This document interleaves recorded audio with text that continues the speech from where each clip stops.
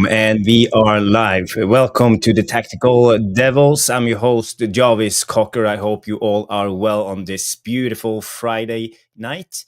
Yes, tonight we're going to talk about the transfer strategies of Man United this summer, and I call the show Boom, Balance, or Bust. So we will go through the three scenarios and what can happen this summer. And I'm making this topic on what came out yesterday evening. Laurie Whitwell came out with apparently Man United's strategies. So, Mr. Woolley, my good friend, can you please give me and the viewers a recap of what he said?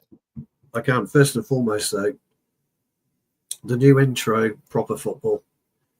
That's how we all remember it. That's what we got, got us into football in the first place. That's how it should be, proper football. Yeah, look, it was, first of all, big up to everyone in the chat so far. Good to see you. Thanks for everyone that's tuning in. Hope you're looking forward to your weekend. It's supposed to be quite sunny here in the UK, so fingers crossed. Well, grasping at straws, I think. There's not been a lot to talk about Manchester United over this international break. We don't play till Tuesday due to the fact it's FA Cup quarterfinals this weekend, which Forest are involved in. But I thought he hedged his bets, really. You hear loads of reports that are saying that Osherman would be happy to join us, even without Champions League football. And then you got Whitwell coming out with, look, their strategy is very, very simple. We're looking at low age, low wage, and low transfer fee signings. So he feels that, although he did try and cover his tracks by saying, I could be completely wrong, what happens in football, etc., etc. But I think he's kind of like puts a few pennies in the air and grabbed maybe one or two and tried to read some tea leaves with them to try and come with something to talk about Manchester United. So would our strategy be correct, Jarvis, if we went with lower age, lower wage and lower transfer fee figures? Or do we actually need a higher echelon player who's wiser than what we currently have that can help Amorim get to that next level? So Whitwell's basically talking about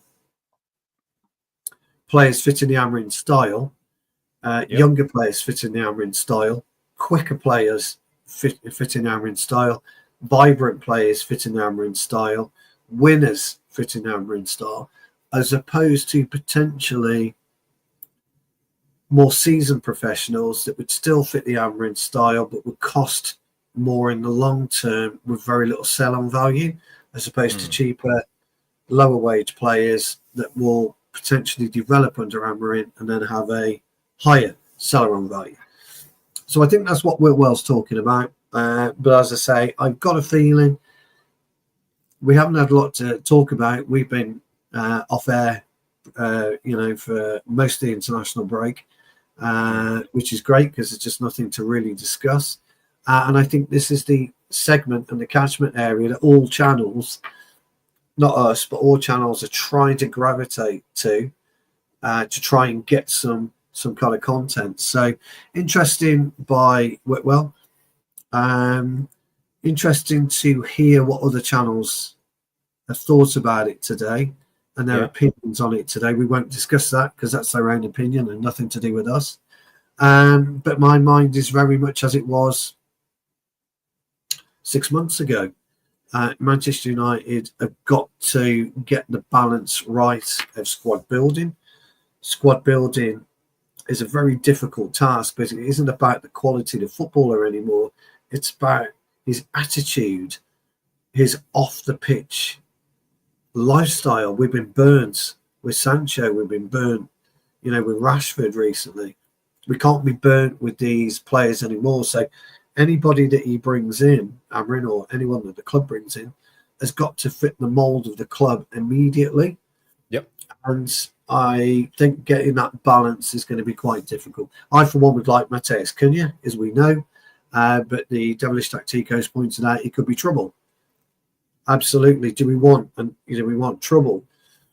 Yeah, it's true. I pointed out Eric Cantona, Roy Keane, all these volatile people, but you had a volatile manager at the same time who could sort that out. So really interesting from Whitwell, but yeah. So it'll be interesting to see what the Devilish Tacticos think, and actually how it transpires, because obviously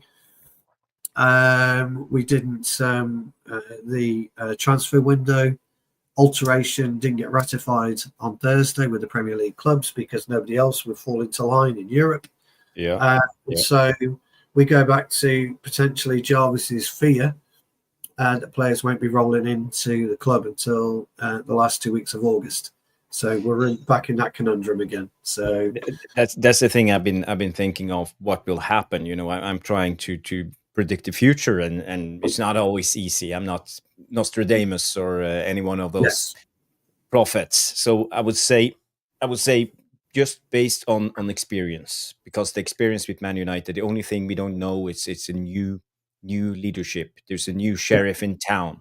But we saw it last season also. We struggled to get transfers over the line. And it took its time, a lot of these transfers, and that's my biggest fear, because I think we are on a sell to buy, what do you call it, sell to buy structure, and that's the thing. So what if we can't sell the players, and we have to wait, and we know there's a World Cup, and the transfer window will be closed and will be open again at the end of the summer. So then we suddenly I think that's quite interesting, 3 weeks to do all our business. So I think that's quite an interesting point you raise. So transfer window, if you don't know, is opening earlier. It's opening in the second week of June, I believe. Yeah. It's going to close before the Club World Cup.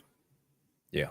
Once the Club World Cup is finished, it will reopen, and it will finish on September the 1st. So there will be time for us to do business, 3 to 4 weeks, perhaps, Jarvis. Now, it won't stop, or it shouldn't stop, clubs during the Club World Cup lining up deals. You can still negotiate, yeah. You can still negotiate over that period of time. So for us, we've got a more extended transfer window. In a way, yes. But I think we've got to be more clinical and ruthless about how we go about it. And I believe we need players in July the 1st. The date that Carrington is proposed to be reopened fully, that's the proposal of this new £50 million upgrade, which I didn't realise, actually. The same architects who have designed the stadium are working on and have done the design of the new Carrington. I wasn't aware of that, actually, till a couple of days ago. And so we've got to work smarter this year, Jarvis, more than anything. We've got to be able to... We should know already, by the way, and I know the Devilish Tacticos will agree with me here, we should know already who our targets are. We should have the initial discussions already done. And we should be ready come June, whatever the date is, to put that proposal on the table with an agreed deal. That's where we should be. Chelsea are already there with Quenda. If they, I know he's going back, but they're already there. There are clubs that will already get this lined up and be ready to go. Now, we've obviously got a hugely busy summer. We're supposed to be doing a post-season tour of Malaysia, I believe, or somewhere in the Far East, which is worth a few million quid. Our players aren't going off to the Club World Cup, which is great. And we should be quite grateful of that. And then have we got a hole in your vest? It's Ralph Lauren, isn't it? Is it Ralph Lauren or is it something like that? Yeah. I don't know. Something like that. Yeah. Or we're going to, as you quite rightly say, Jarvis, we're going to push it and push it and push it until we get back from America, which is too late. Mm. Season starts around August 17th. So we can't Yeah. allow that to happen this year. Amorim, I don't think will want it to happen this year. But I think it really determines on who we can shoehorn out the club and how quickly we can shoehorn these players out the club. I think you're on points too, and I think that's the biggest issue. Before we go further with this discussion debate, I will bring in the devilish tactico. So many good people Yes. are in the house already. I see Danny B is here. He said, "Hit that like button on the way in." So, guys, girls, if you haven't smashed the like, we need all the likes we can get on the Tactical Devils. We have Jordan Wall coming in and say hello, good evening, everyone. How are things? I'm feeling much better today, and I'm glad that you're feeling better, Jordan Wall. It's good to have you here. Big up Sweden. I am I am titanium. Yes, I have to sing it to pronounce it. He comes in and say, hello, gents. And the Tactical Devils, that's me, has say evening all. I hope you liked the new intro, and I really hope you liked the new intro because I wanted to bring some passion, nostalgia, some nostalgia, retro style Tactical Devils. Proper tackling. Yes. Did you recognize some of those players? Oh God, yeah. There was Jimmy Greenough was there, so he was in the white. My favourite ever Admiral Manchester United strip from around 78, 79, something along those lines. So it's white with the 4 white stripes down, black stripes down there. It's my favourite kit. Cantona was in there. You won the FA Cup. Yeah, Cantona was obviously in there. There was Robbo, some proper challenge. I think Vinnie Jones was giving Keane a kick in, or Sanchez was giving Cantona a kick in. Yeah, somebody, it's all. It's what football was about. The ball was bobbling all over the place. Pitches were terrible. Yeah, I'm quite proud of it. I think to toot my own horn, I did a good job. You did a cracking job. It's like a fine wine, Jarvis. You've picked the right mood of today's fan, and it's the right kind of gear, and it's just aged beautiful, and it's. Thank you. Like a Rioja reserve.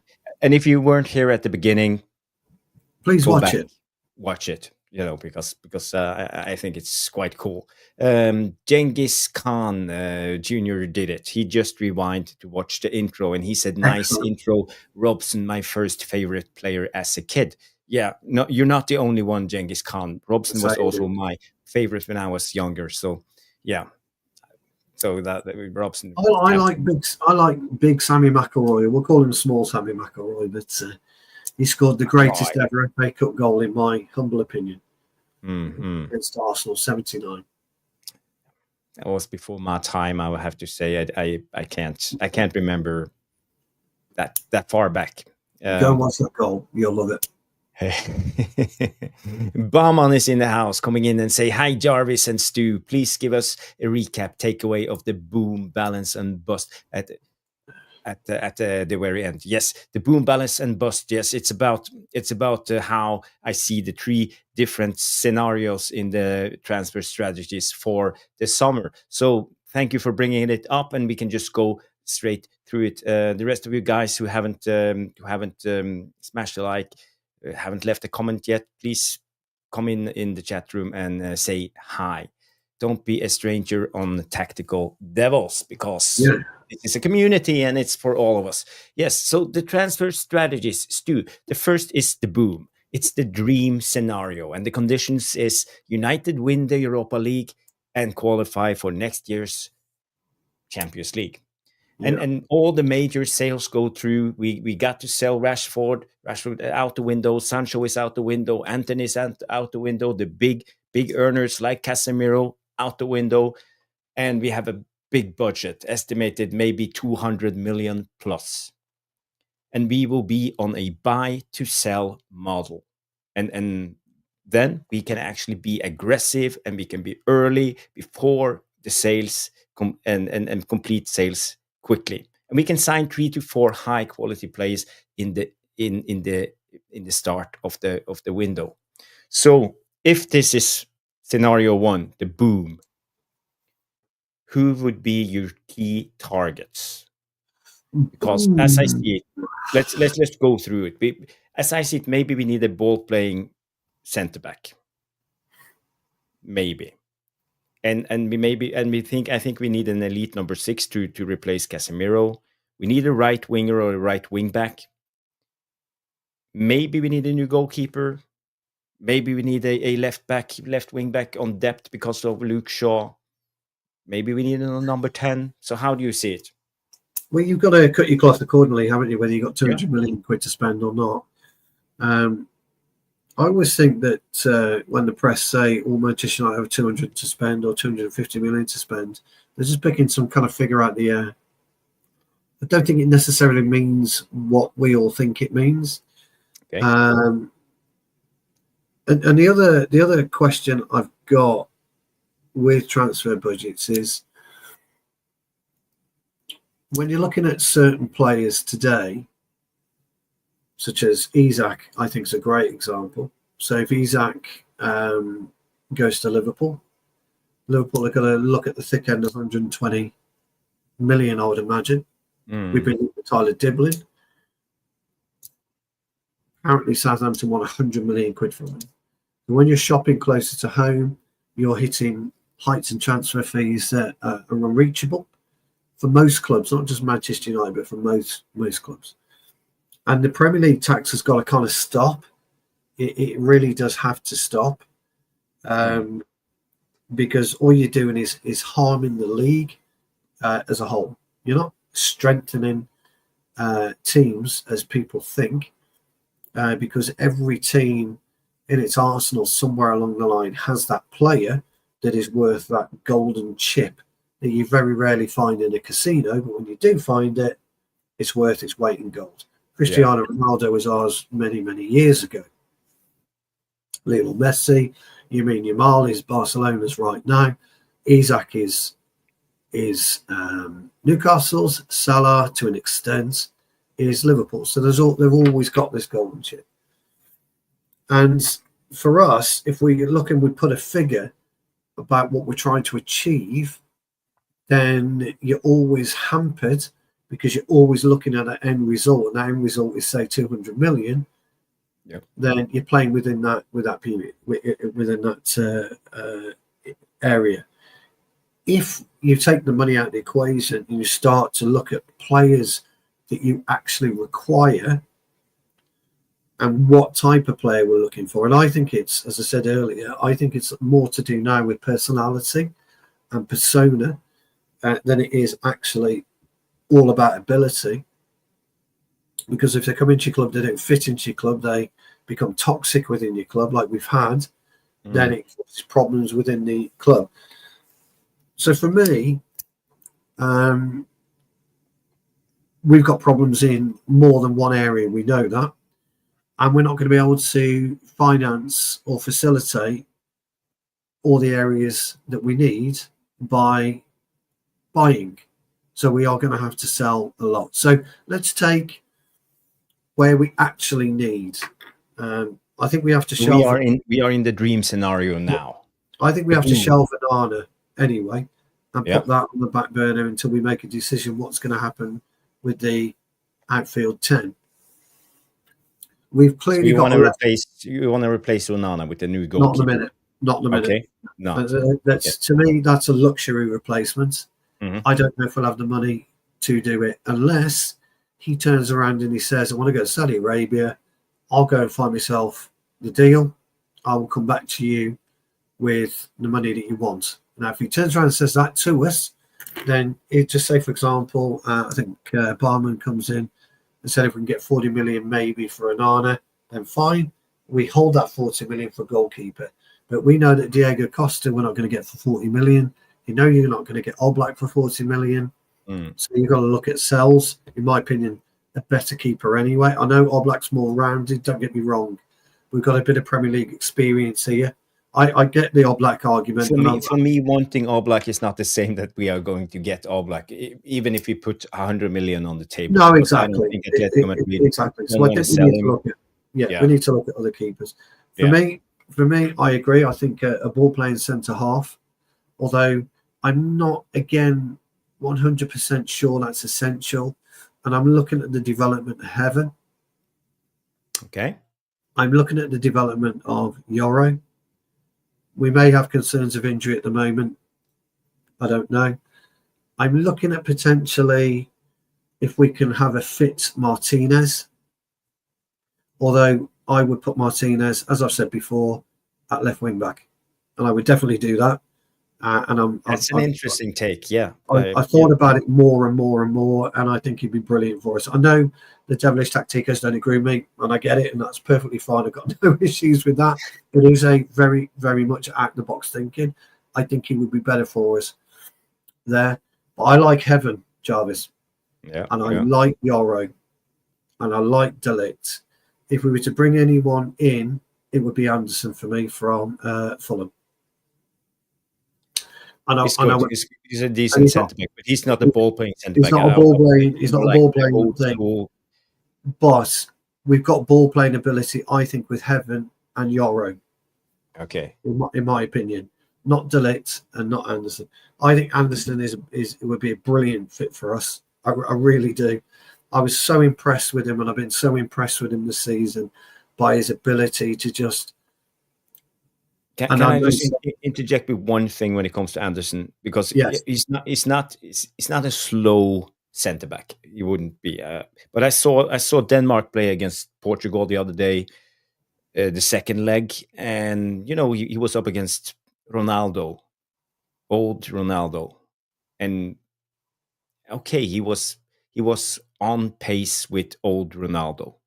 Yes, and it tells you a little bit. I am not really and I've never been overly bothered about pace at the back because I'm not pacing myself.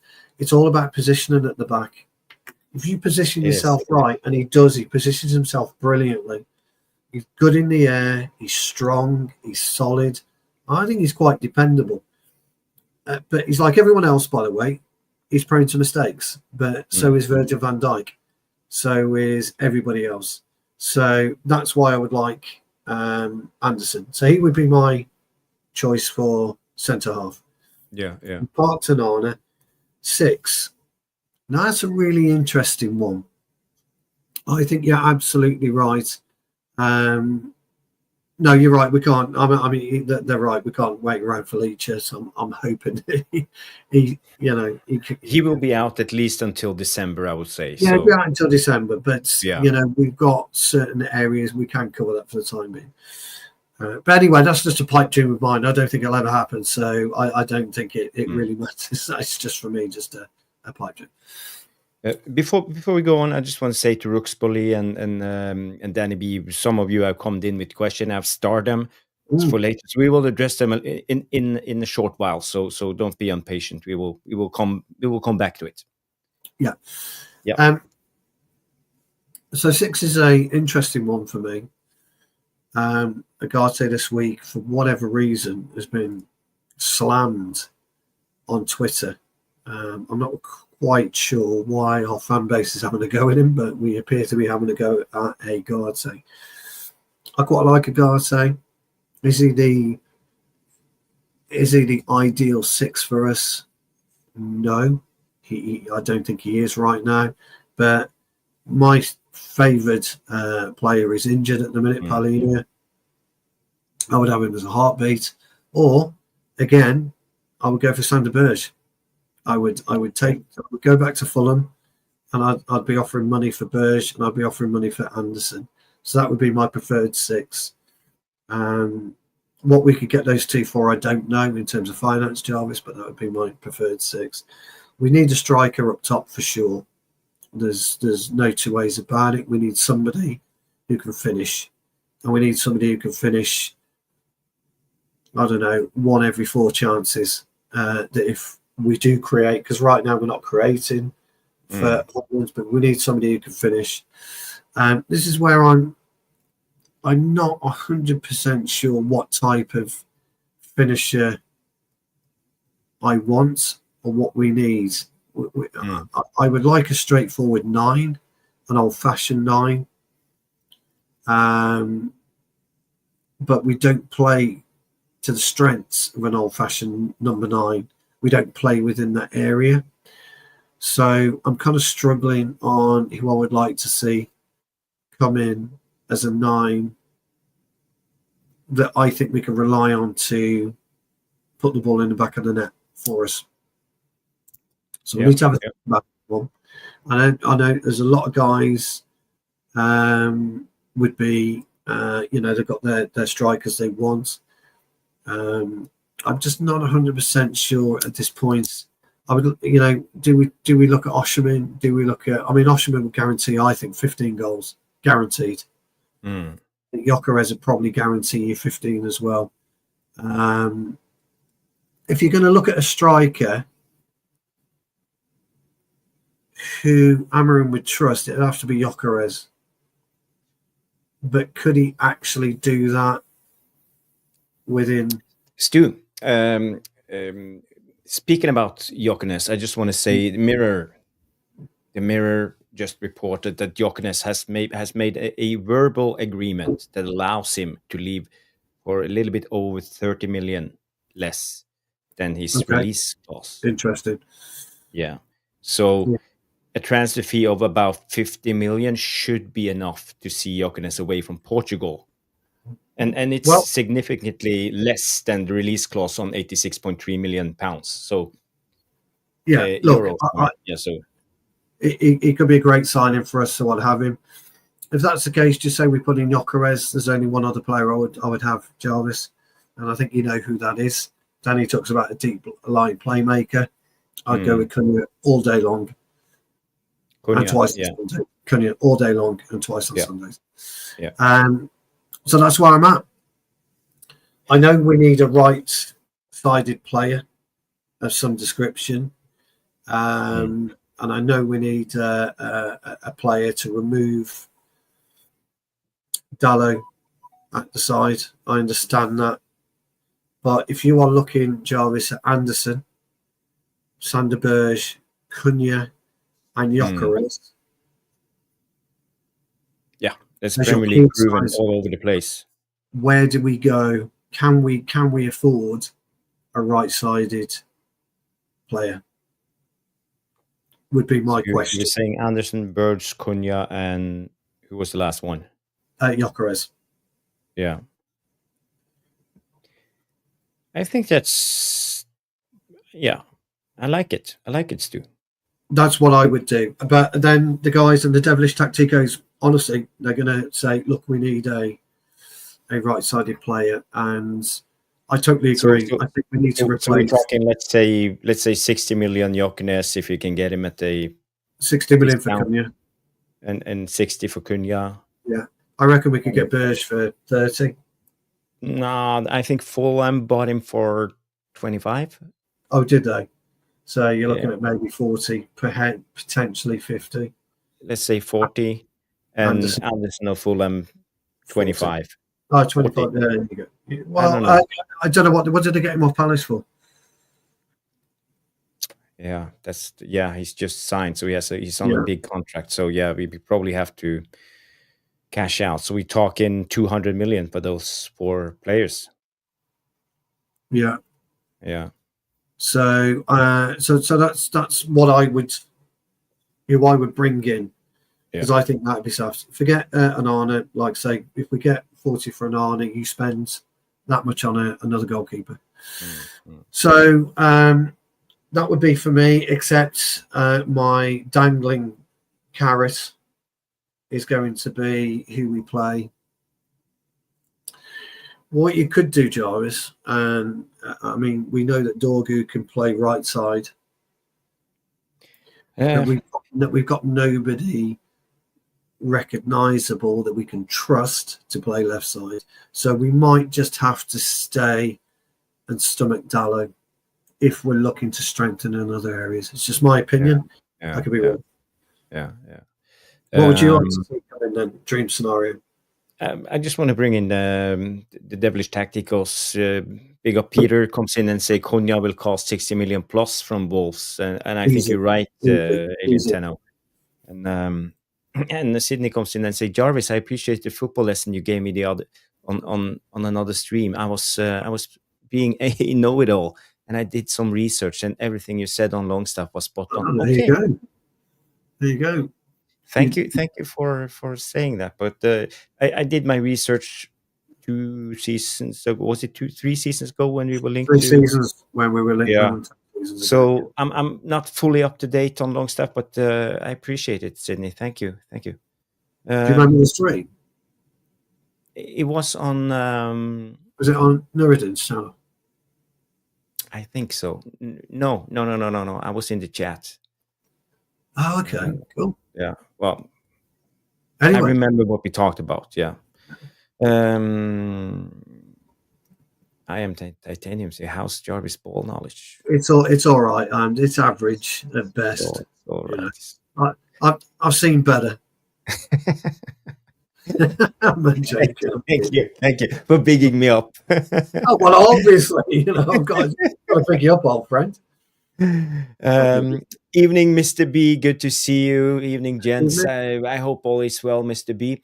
Alien Tenno comes in and says, sell Garnacho, Anthony, Mainu, and this is how your funds will be raised. So that's obviously an area we haven't discussed yet. Yes, we will come to that. That's the next. That's the balance approach. That's the balance so side. Balance and bust. Yes. So and Bathheim comes in and say Ahmad on the left wing with Cunha and Bruno would be your team, surely. So there you go. So here's the interesting thing. And Bathheim makes a great point. I've just forgotten about Ahmad just briefly because we're not going to see him back, I wouldn't imagine, until the start of the season. So yeah, you're absolutely right. Bathheim, Ahmad would be there as a wing back. Yeah, absolutely. Which means you could push Dorgu over to the right. Yeah, and that would be a hugely, brilliantly balanced side. Stu, I want to bring this up because I've been thinking a lot about tactics lately and how we actually play at the moment. Yes. So let me just bring up the tactical board before we go to the next stage, and I will bring up my signings for the 200 million too before we move on. But yes, I'm rambling now, but bear with me. There is a point in this brain somewhere. I just have to get there. So this is let's bring up this so we are a little bit bigger.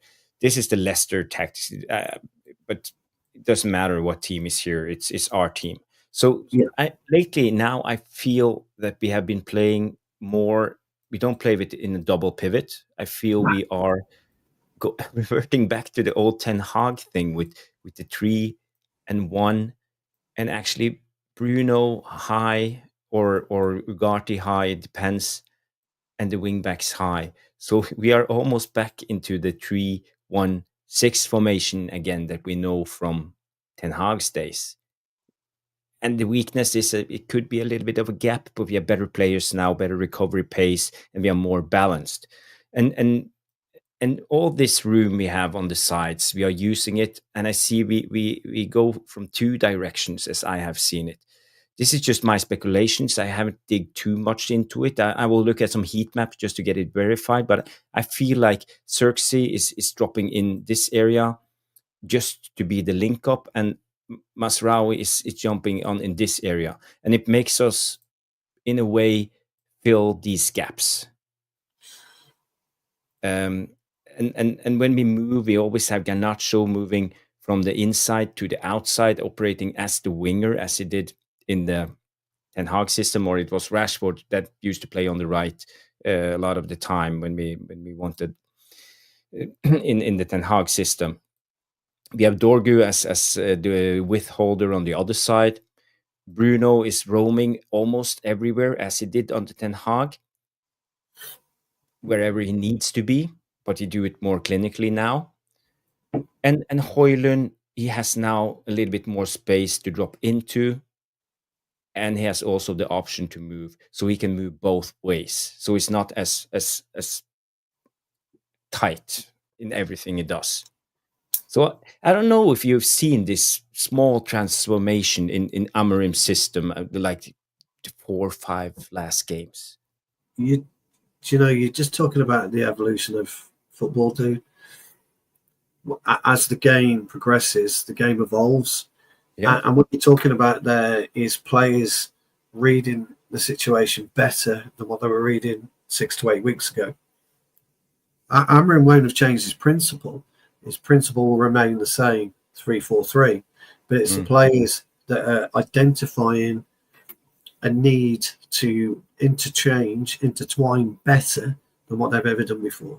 So, and I agree with you. I don't think really But people talk about. let's see, even if it's Dallo or Masraoui that reverts from the inside, from the wing back, comes with Masraoui. We see Masraoui in the last couple of games with a lot of deep runs in this area here.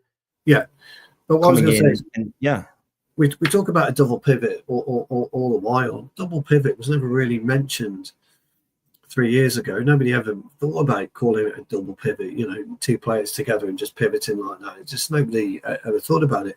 There's only 1 or 2 clubs that actually really did it with any great success, and Brighton was one of them. We could say they were in McAllister, as we both know. They were brilliant. They were almost on an elastic band together and moved brilliantly, seamlessly together. But actually some of the best, the better players in terms of wanting to affect a game, they move away and they go rogue in matches. And I talk about this a lot, Jarvis. I always use the phrase "go rogue" because you do. And what you were talking about, Bruno, there is a great example of moving from side to side, staying on the left, staying on the right, moving into the middle, going forward, going deep, that type of thing. But Cunha does it for Wolves effortlessly. He will play.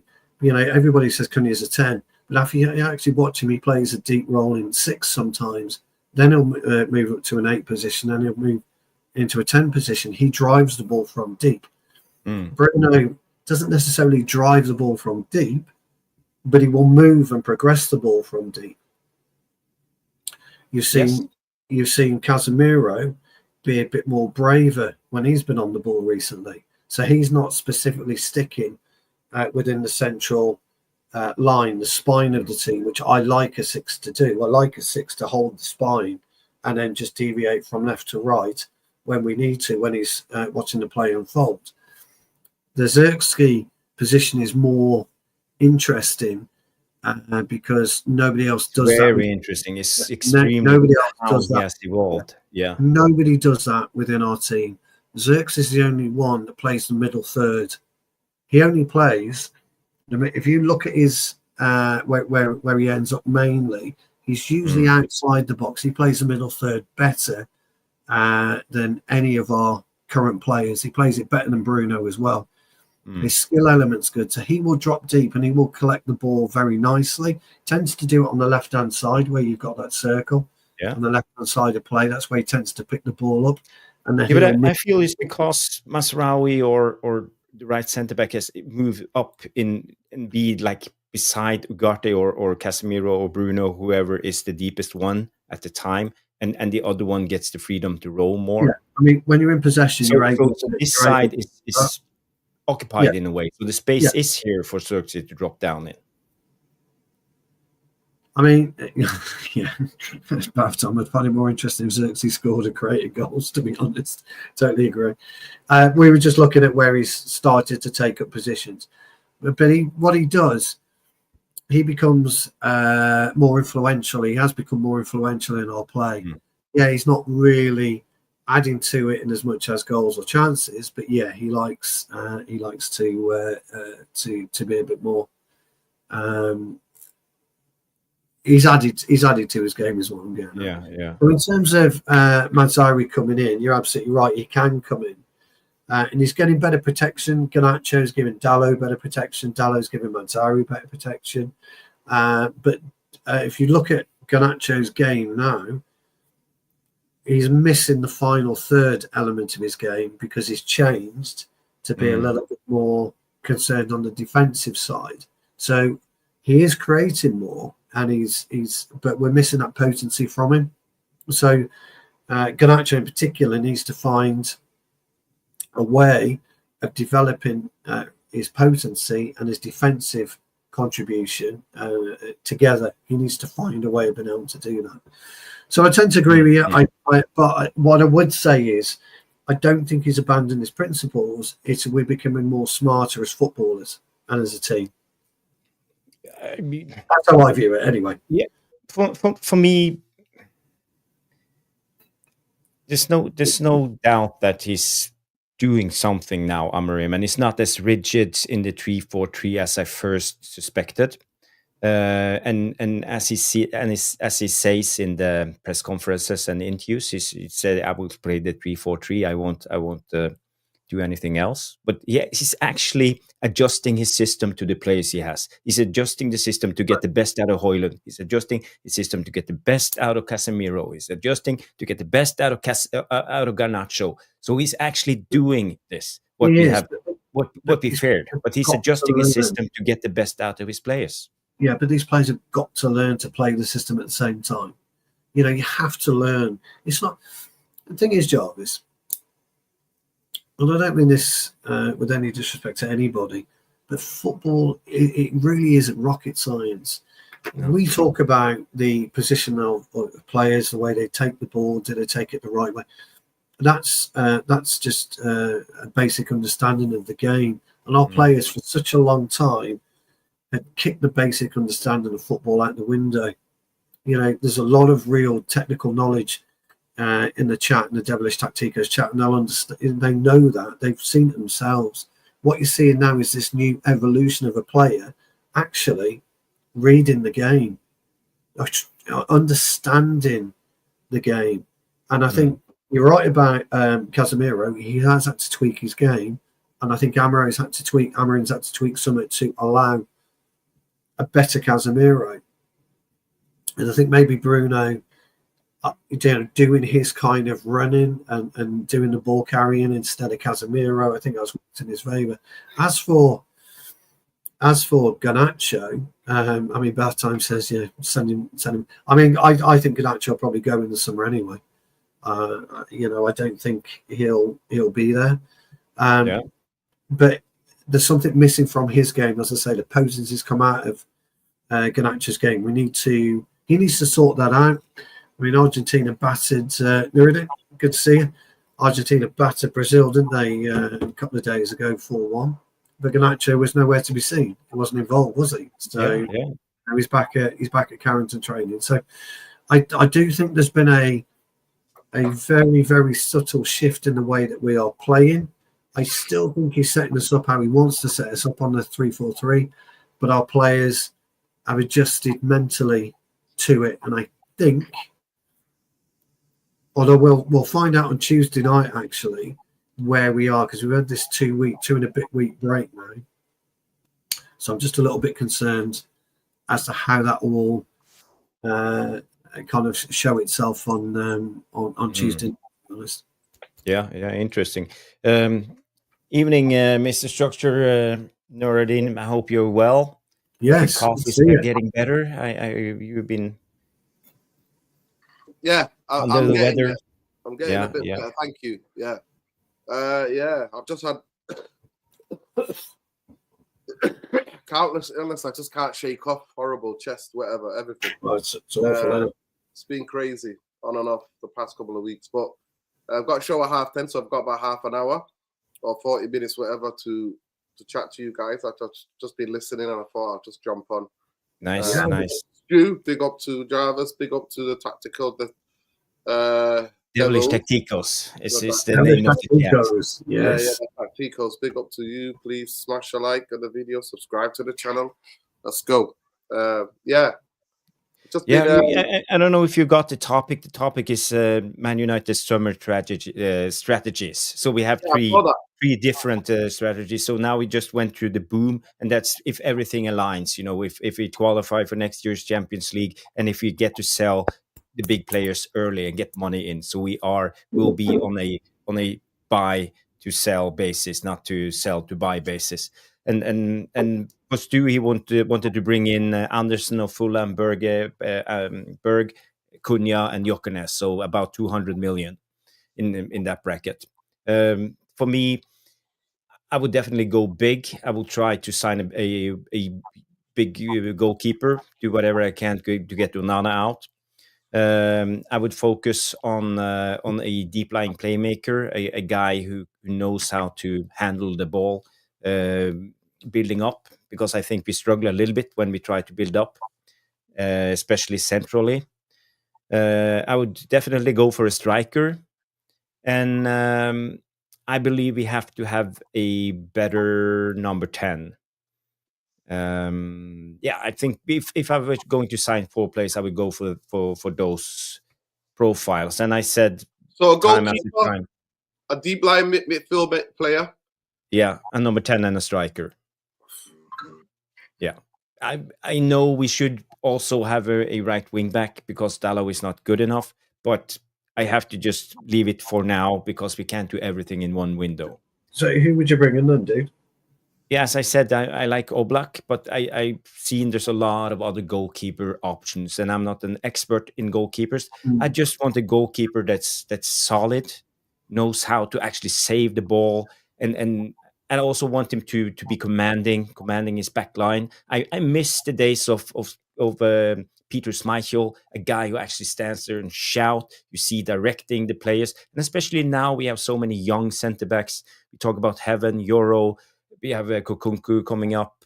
A lot of young players. We need a commanding, experienced goalkeeper, guy who can come out, claim those crosses, shout at the players, do those things. So I don't know. Oblak is the only one I have in mind, but you know what I'm talking about. Some in that bracket. And when it comes to a deep lying playmaker, this I like the Vitinha type of players, but he will be impossible. So I don't know if any one of you in the Devilish Tacticos knows the name of a good deep lying playmaker that could be possible for us to sign if we, let's say, splashed 60 to 80 million on the table.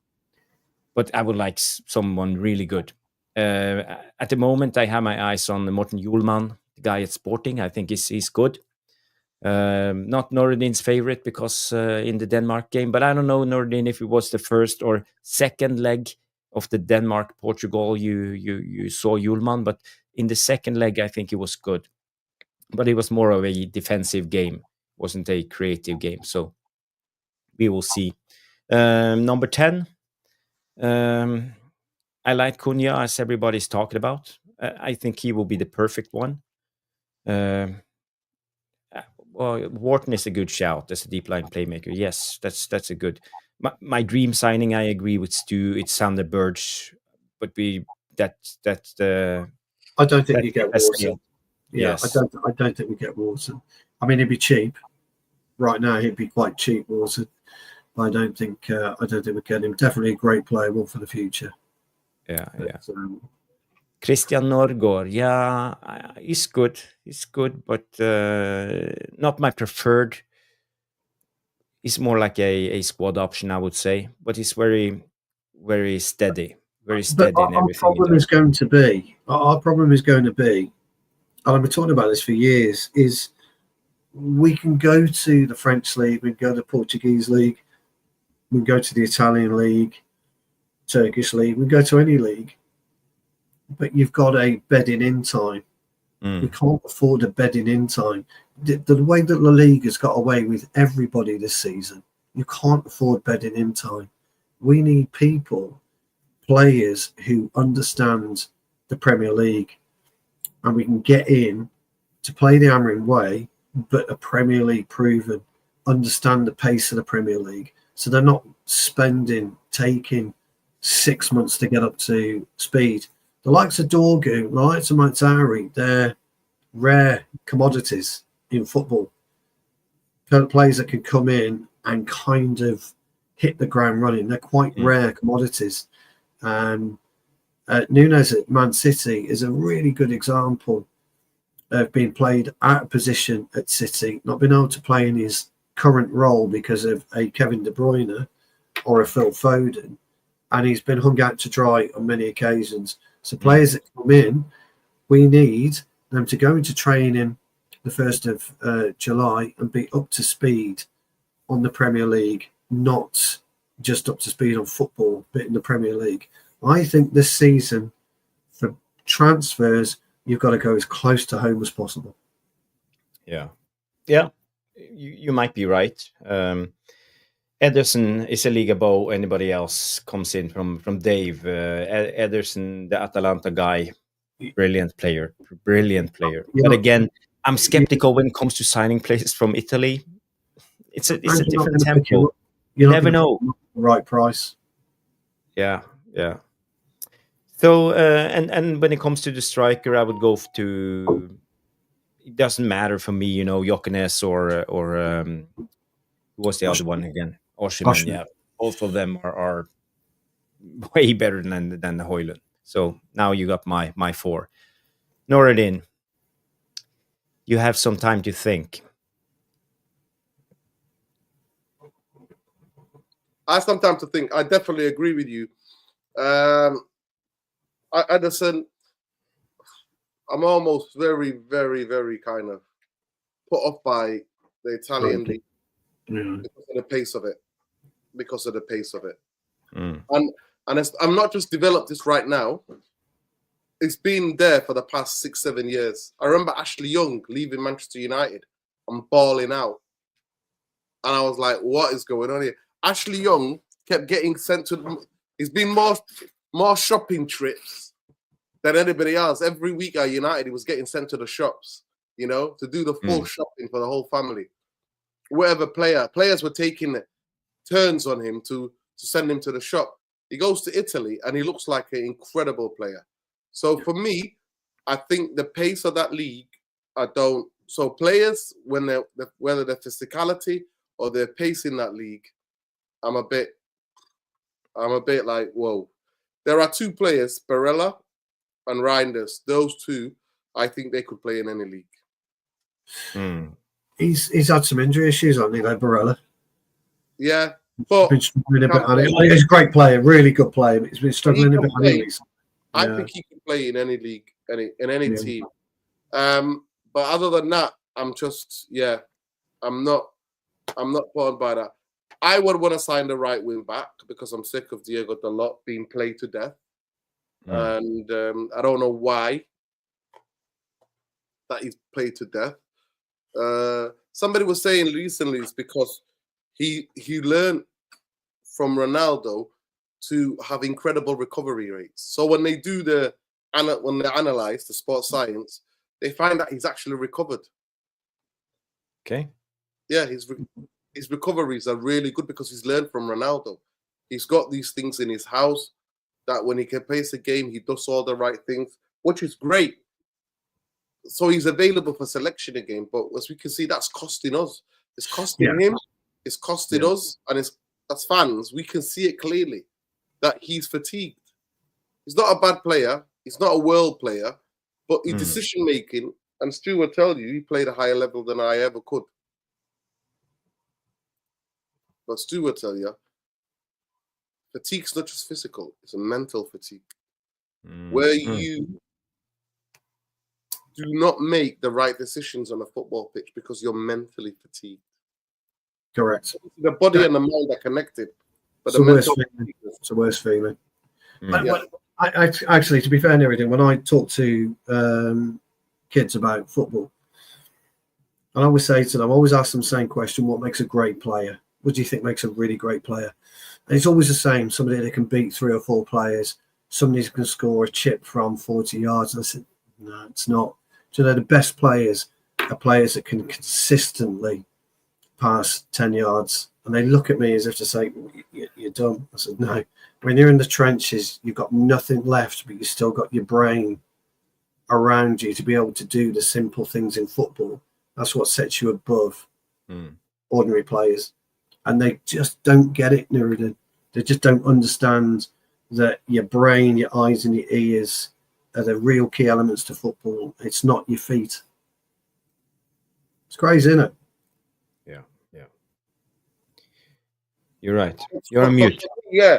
For me, I think what does this team need? So I looked at the reports from the transfer strategy. I don't think the transfer strategy is wise. I don't really think.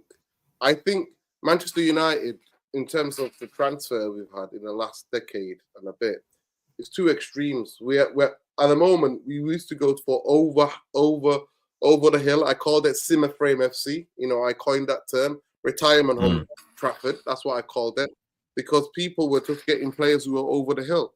Now in football, I think you need a level of experience. I don't think they have to be over the hill players, but they have to have a level of experience and level of leaderships and people who are really good in dressing rooms. You need the mixture. So you need mixture and you need young talent. Yes, I think what Ranić said, second contract type of players, younger players. Modern football is a lot about running. It's a lot physicality. It's a lot about running. But we don't just want runners. We want people with technical ability. And what just you said, one of the hardest things in football, how to keep things simple. Football is not a complicated sport. People make it a complicated sport. It's simple. You do the basics right. Everything else comes naturally. Everything else as a professional comes to you. You keep the basics good. The basics have to be right. But in terms of signing players, I think they're going for young and cheap and players that they can sell on. I really think that.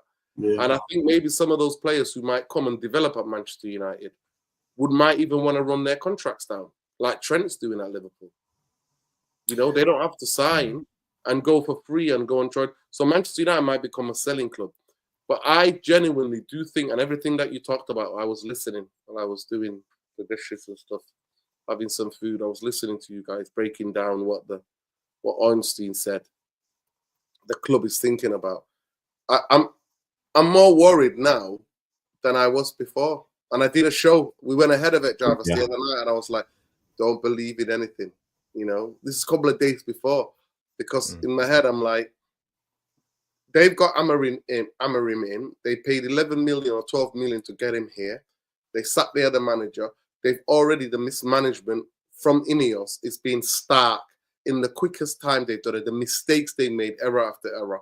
So do I think they're going to get this right?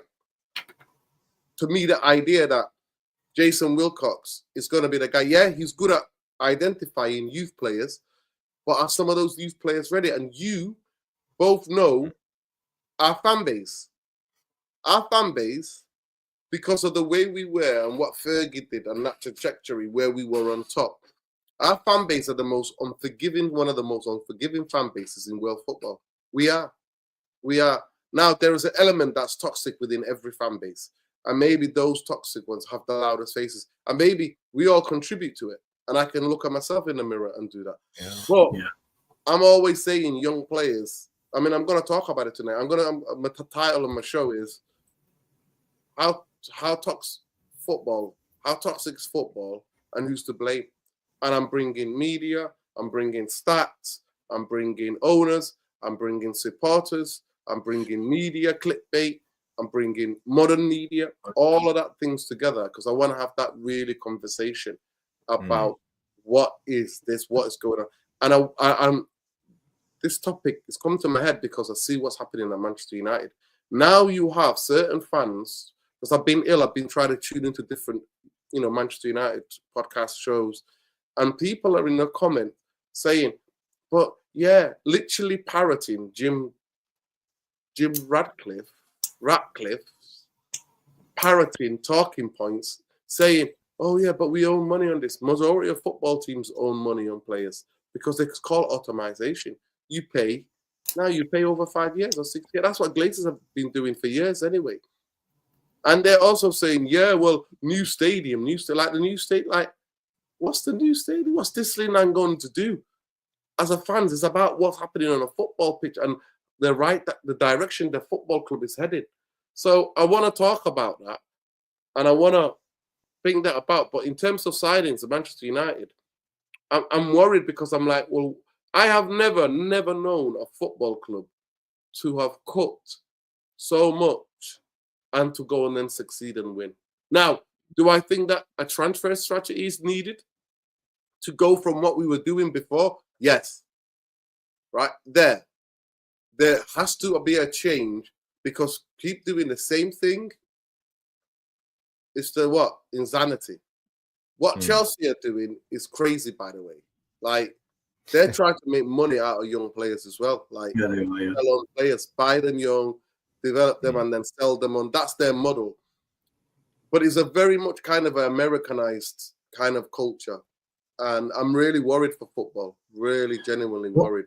Sorry, just but in terms of, I was just going to say, I was only going to say, pal, that I don't know if you listened to Todd Bowley a couple of days ago. He said it's a risky strategy. What he's doing, he's playing a very risky strategy. He admitted it himself. Because, and look at Mudryk. Mudryk's been a great fail, hasn't he, for Chelsea? Bought for 70 million or whatever wasn't he the first on the 8-year contracts? And now he can't play. He's banned, isn't he, from playing at the moment? He's never delivered. He's losing value. And he's got 3 or 4 players that they're losing heavily on. So he's come out and said it was a big, big, big risk what they were doing. But he felt he had to try and do something different. Really quite interesting. I felt what he had to say. Sorry, Nuruddin, didn't mean to come over you there, pal. You're on mute. I didn't see that, and thank you so much for pointing that out. I didn't see that. Really interesting. Yeah. Interesting topic. I'm looking forward to jump on your channel afterwards when we're done here and join you on that debate. And then maybe even if Stu is available, he can jump on for at least 10 minutes. I don't know. Yeah, no problem. Absolutely no problem. If you're free, whatever. If you're not free, whatever. But guys, I just want to bring us back on track on the current topic. That's why I'm bringing them back. That's why I'm bringing them back, Jarvis. Yeah. I said to say that I would want to get a mixture of experience, so mid-20s, and younger players. I think that's the mix. But you have to be the right kind of characters. And we know what we talked about it the other night, Jarvis. You know, the people is 50% where the transfer. A lot of things depend on a transfer. It's about the stability, how stable the football club is. But if the football club is toxic, you can bring whoever you want. You can bring young, you can bring old, you can bring semi-pro. But if there's toxicity within the football club and people are making it as they go along, then it's going to be difficult. But in terms of the players that I want, I was first, and I'll round it up quickly. I never want to do Nana. And you all know that I never want to do that. Yeah. I'm not going to say I've told you so, but I never want to do Nana. I didn't think he was the right person because majority of United fans got giddy because of one game in the Champions League final. And I even broke it down why Inter Milan play in a certain way and how that contributes, Jarvis, Stu, the way that he punched the ball into midfield. And in this Serie A, teams don't actually press you too much. What they do is they set traps different phases of the game. And yeah, it is what it was. So for me, a goalkeeper, the person who I want, if you said to me, Stu, and Jarvis said to me, Nuruddin, forget the jet, who do you want? Money or no, who do you want? Costa. I would want Costa. I think he's a penalty. Yeah. He's a penalty. It's good. He saves penalties. He's a monster on penalties. I think he can improve. I think as he makes mistakes, all keepers make mistakes. And Jarvis will tell you, mistakes cost goals. It's the biggest jeopardy in any position in a football pitch. Once you make a mistake because you're in the goal, you concede. And goalkeepers can learn and get better from that. But it's the attributes. So I want a goalkeeper has the aerial, can come and claim, does not get bullied, good on penalties, can make parry saves other than parry back into position. I think we need 2 centre-halves, me personally. I personally believe we need 2 centre-halves. I wouldn't want to keep Maguire. I would get rid of Lindelof and Maguire this summer. And I would want 2. But then I'm thinking Euro and Evan, if they stay fit, maybe can we get covered? Maybe we can just bring 1 then. But yeah. I definitely want to get rid of Maguire and Lindelof and get just 1 centre-half, right? Because I think that even the lot can play as a right wing back. Sorry, as a right-sided centre-half. You know, I would try to challenge him there and try to get him to play there. I definitely want 2 midfield players. Yes, a ball playing. My perfect signing would be Palacios, who plays for Bayer Leverkusen, Argentinian player. Yeah, I like him. I really like him. He's got touch. He's got tenacity. He's got aggression. He's got pace, power. You know, he has those elements. Who would I want in terms of a number 10? You know what? This Jerky kid.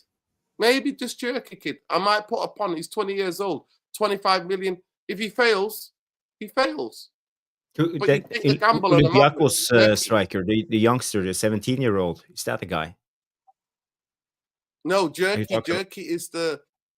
Jerky is the Leon. We're going to see him. Leon. Yeah, okay. He's got things that you can't coach in a player. He's got things you can't coach in a player.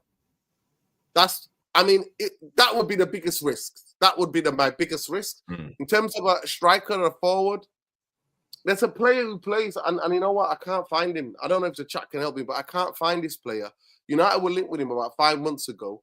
He plays for one African team. I saw him in the Cup of African Nations last summer. He is quite physically strong, and he can hold up the ball. He can run at plays.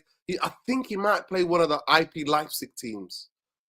Okay. He's not Boniface. It's not Boniface who's the, Dortmund. He's talked about, isn't he, Boniface? Yeah. Yeah, it's not Boniface. But if that fails, he works hard. Osimhen. I would get Osimhen. But the club are in no way, they do not get in that. They're buying players, young players on the cheap. So what their strategy is, I don't know if you two talk about that, is buying younger players on the cheap. In terms of I think Cunha would be amazing, and I agree with you. Cunha would be amazing, but I don't think Manchester United have 70 million. You guys, you both listening to the show, you both perfected the ideal scenario. United winning the Europa League. Manchester United going into the Champions League next season. All of that. Getting players in. So sales early. Sell Rashford, Casemiro, all of them. Look, I agree with the two centre halves to go. Look, I like Maguire, always have done. But ultimately, I agree. Lindelof, Maguire need to go. I want Anderson in from Fulham, Nuruddin. I just like him. I think he's everything I like in a centre half. He's aggressive, not particularly quick, but his positional play, positional sense is very, very good. I like him. I like what he stands for. And we know Amorim likes Scandinavian players. Yes, we do. Well, it's not even that. But for me, my dream signing is Cunha. I just think he'd be absolutely out of this world for us. I know we've not got a hope of getting him. I really do. The only other one I would maybe consider is a bit left field. Well, it's not left field. He's ripping it up for me. It's Tonali at Newcastle. But again, we haven't got open hell of getting him. We just haven't. So, those are two of the, two progressors for me. But I think Sander Berge would do well for us. But look, Ederson, I think there'll be a big clamber for Ederson's signature in the summer. But I'm with you too on that one. I think he's a fabulous footballer. I just don't think he's right for Manchester United. I would be interested to see, but you can't take a player on trial anymore. Those days are gone. You can't say coming out. We want to have a look at you. Well, I'm Ederson. I don't care. We want to have a look at you first before we. But what kind of temperament's he got? You see, this is the other thing is you bring a player in. What's his temperament like? You do need a bit of a maverick in your dressing room. Nuruddin, I tell you that. Jarvis, you know that. You need a maverick. That's a good comment. Tonali, no. Yes, nice one, Barton. Nice one. But you do need a maverick. We all know you need a maverick. Nuruddin's a maverick. So sorry, I didn't mean to cut you off. I just wanted to ask you guys a question. Do you think that because modern football is so robotic and so about system, yeah? And teams are so kind of structured robotically.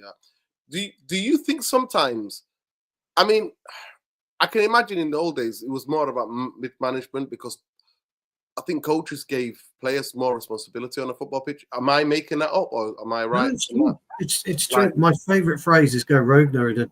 That's my favourite phrase. Look at it, watch the game unfold in front of you and deal with it. Don't just deal with it. How many times, Nuruddin, when you've been there on a Saturday, Jarvis, when you've looked at it and you've seen what's happening and you're saying you're directing You're demanding of your players around you, your colleagues and around you, and they're not doing it. So you go and take the game by the scruff of your neck yourself.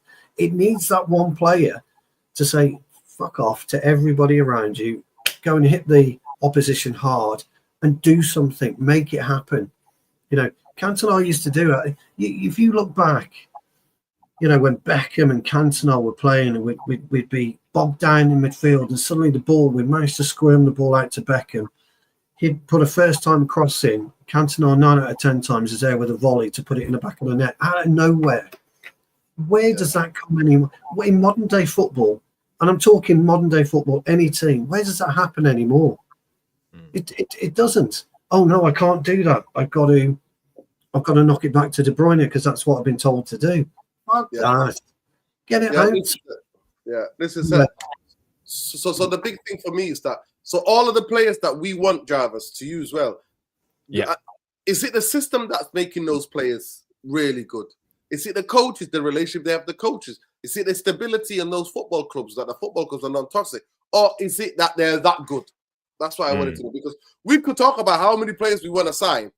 Some players, the system gets the best out of them. And when you take them out of that system, it's balls as well, though, isn't it? You've got to have the stones. You have to have the stones to play for Manchester United. You've got to have proper stones to pull on that red shirt at Manchester United. But it's true. How difficult is that when the people behind the scenes haven't got the stones to be in charge of that structure of Manchester United, and the owners don't have the right stones to be the owners of that football club? Well, let me tell you.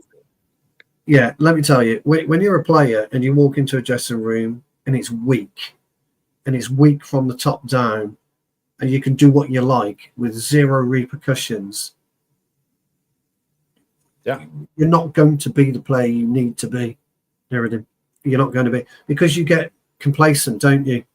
Do you imagine in your day-to-day job, Meriden, you go in, you've been there for 10 years. Oh, no, it has been brilliant for 10 years. You just get complacent. You drop off 5% every year. Before you know it, you're just coasting. And Manchester United have been coasting as footballers. You can't do that. On a Wednesday night, if you still play five-a-side, you go in there, you want to win, don't you? You don't care. You want to win. You have to win. You come off that pitch, you haven't won, you're wondering what the has gone on. You've got to win. It's ingrained in, and I bet it's ingrained in all of the devilish tacticos, in everything that they do in their lives. You've got to be the very, very best. You have to want to be the very, very best. And the way to do it is to claw your way to the top, scratch and pull. And, you know, you made a great point there. And it was about 2-3 months ago, we were on a show, all three of us, and we were talking about something. I know we're talking about injuries, and I think you made the point, which I absolutely love, because it's my thought. I don't care if anyone gets fucking injured, because it's my time. Because if you get injured, mate, and I'm not playing, I'm coming off the bench, mate, and you're staying on the bench, son. I don't give a flying fuck. Friends or not, I don't care. And we don't have that blood. We don't have that bad blood in our team. Jimmy, you know, Andy Cole talks about it all the time with Teddy Sheringham, doesn't he? Talks about it all the time. Fucking didn't like him. We're on the pitch. We had to deal with it. Off the pitch. Fuck off. Didn't give a damn. Responsibility to football fans. You have a responsibility. Keane and Schmeichel hated each other. Keane and Schmeichel, they were fighting, weren't they? You know, they had a scrap on tour somewhere. Hated each other. You need that edge. You need that edge, don't you? You do. You need that edge. You need to, you know, if you don't make the header in the first minute, you've got to grit your teeth and forget it, brush it off, play your way back into the game. If your shin pads are bust or whatever, and you can't wear your favourite shin pads, you've got to get on with it. You have to, everything in life, you've got to get on with it. And if you don't do it, and that's what's happened to us, by the way. And Carlos is right. It is all tactical now. Everything's gone tactics. Everything is about tactics. I don't mind the tactics. I don't mind the tactics. I think certain old school football had certain amazing tactics. But what I do mind is that the certain systems that make players better than they seem, and the flair and the that thing that we used to all love, what made us fall in love with football, that's drummed out of certain players. You should be the worst loser on the planet, and the worst winner. You shouldn't be a good winner. You should be a bad winner and a bad loser. Because if you win 4-0 and you've hit the post twice, you want to know why you haven't won 6-0. Why haven't we won 6-0? Yeah. You missed an open goal. It's not good enough. And you In do terms that. of the goalkeeper, Yeah. If the goalkeeper, Nani, you talk about parrying, you talk about Costa's ability to be able to parry the ball away rather than back into play. Costa, Anana pushes the ball into play. We concede. We just turn around. I mean, what the fuck are you doing?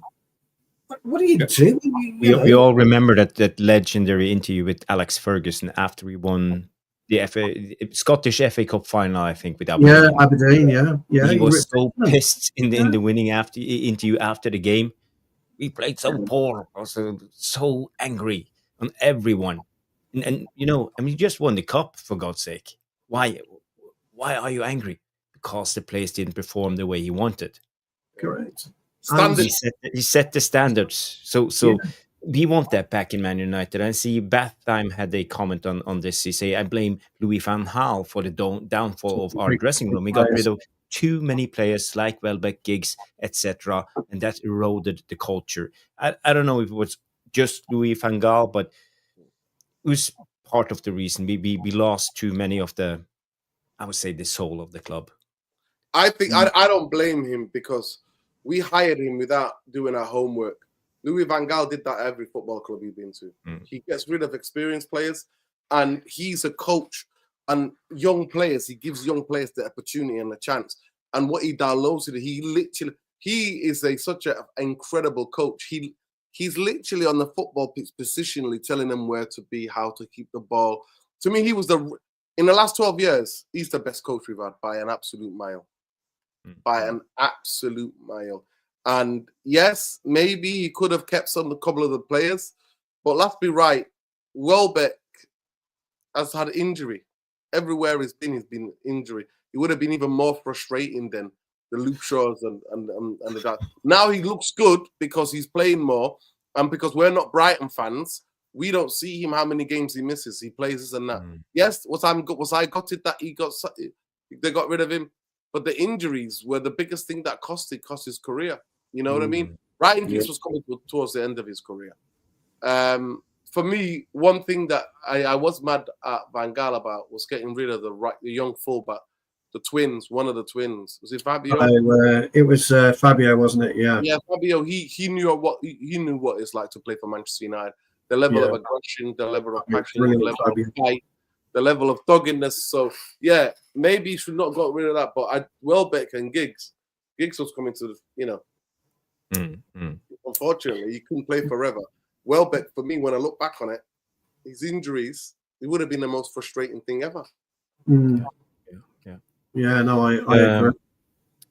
Guys, girls who are watching, we now apparently there's 40 people watching us live on YouTube. We have 23 likes. So I think if you haven't liked the video, now it's a time. Please, we have been Slave in the Kitchen 1 hour, 19 minutes into the show, and please smash that like button. It helps out the channel immensely. Yeah. It's so important. So now we are on 24 likes. Come on, get it up there. At least 30 likes.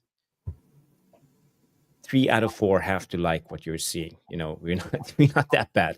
I just want to say, next narrative, next what do you call it? Next strategy is the balance. It's the balance, isn't it? Yes, the balance. So let's just go quickly through it. The picture is no European football.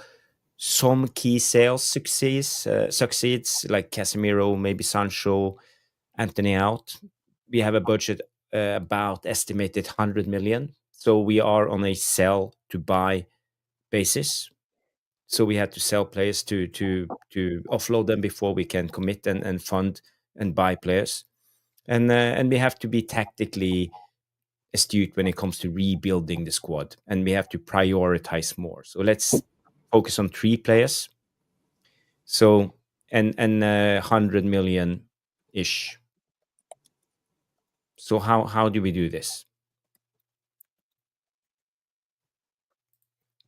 Stu, you want to go first, or?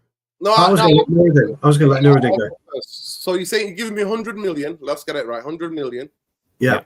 One player. So no. Let's say we need about maybe 5 players. 5 players for 100 million. million. We don't name all the players, but you need to name about what position you think we should prioritize and where we should put our money. We have about 100 million. Let's say Jokenes now is 60 million. So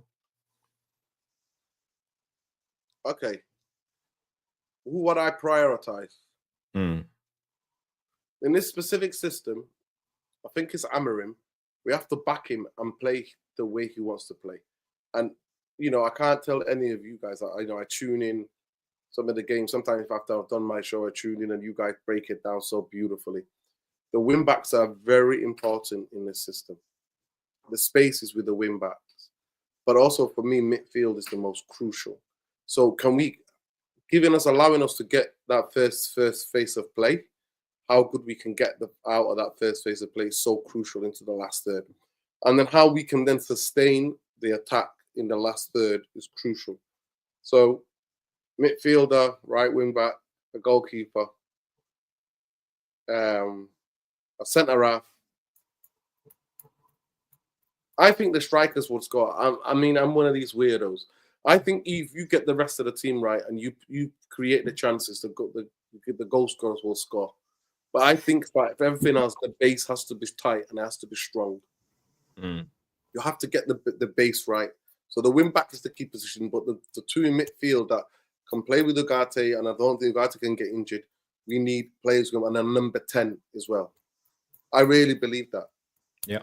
I really genuinely believe that. So I'm not, the biggest thing about this kind of is about a striker. I'm a believer in that you get the rest of the thing right. And I'm not one of these people who believe strikers should be scoring all the goals. I'm a believer, the best teams I've seen at Manchester United, everybody chipped in with goals. Wide guys, midfielders, number 10s, defenders. Steve Bruce, I'll never forget that. I will never forget that proper edge. And that's what makes me emotional about Old Trafford. That's one of the most memorial things, that those two headers, 95th, 97th minute. So for me, I think you get the right players in. And I think about Beckham now, a player of Beckham's quality, playing on the right wing as a right wing back. Oh my God. Balls into the box, you know what I mean? Putting it near post.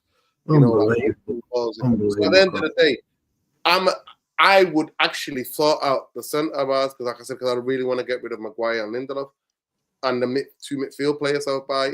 I would want 2 centre backs possibly, but the number 10s are really important as well. The wing back and the number 10 are crucial. So if you pin me down right now, goalkeeper Onana must be gone, even if it means giving Harrison an opportunity, the young goalkeeper. Give him an opportunity. And then maybe in a January transfer, getting a goalkeeper. Do you understand what I'm saying to you? What we can make do now, like you said, Jarvis, we don't have that a lot of money. So what we can make do, but for me, number 10, the 10s are important, but the midfield is important, the centre and the right wing back is important. So they're the 4 positions I would cover. Okay. Yeah. Stu, you had a minute to think about it? Yeah, it's a really tricky one with the balance because we have some money, but we have a lot of positions to fill. We do. So do we go for just youngsters? Well, I'm a bit like I actually agree with Nuruddin, and I would forego the striker on this occasion because I think midfield and playmaker is more important. But we still struggle with scoring goals. That's our main issue. It's been so for 2-3 seasons now. We do, but if I took all my money at Cunha still, because I would, then I think that alleviates that problem. But it doesn't alleviate a big, massive hole in our budget because, unfortunately, he's going to give you a big, massive. I think he's the all-encompassing player for me that we need. We need to have him at all costs. Now, Bartheim came up with Joby Bellingham. As you know, I know the family very, very well. I would love to have Joby at the club. He's young. I probably think he may, and I don't know this, by the way, because I'm never... Is Sunderland going up? Are they in... Yeah, Sunderland have got a chance of coming up. Okay. He could well follow Jude's path to Real Madrid, but via Borussia Dortmund first, and then across to Madrid. Or he'll have a lot of suitors, I think, in the summer. Before Sunderland came in, he was due to go to Tottenham, I think we all know. So I would maybe take a punt on Joby, and I'd still go for Anderson. So I would have to miss out by virtue of Cunha and Anderson. I'd have to miss out on the goalkeeper. We've got a chance of going up through the playoffs. Yeah, they're sitting in fourth. Yeah, they've got a chance of going up. Yeah. Coventry got battered tonight, didn't they? Sheffield United battered Coventry for 3-1. Yeah. It's worth noting, by the way, that Leon got battered, didn't they?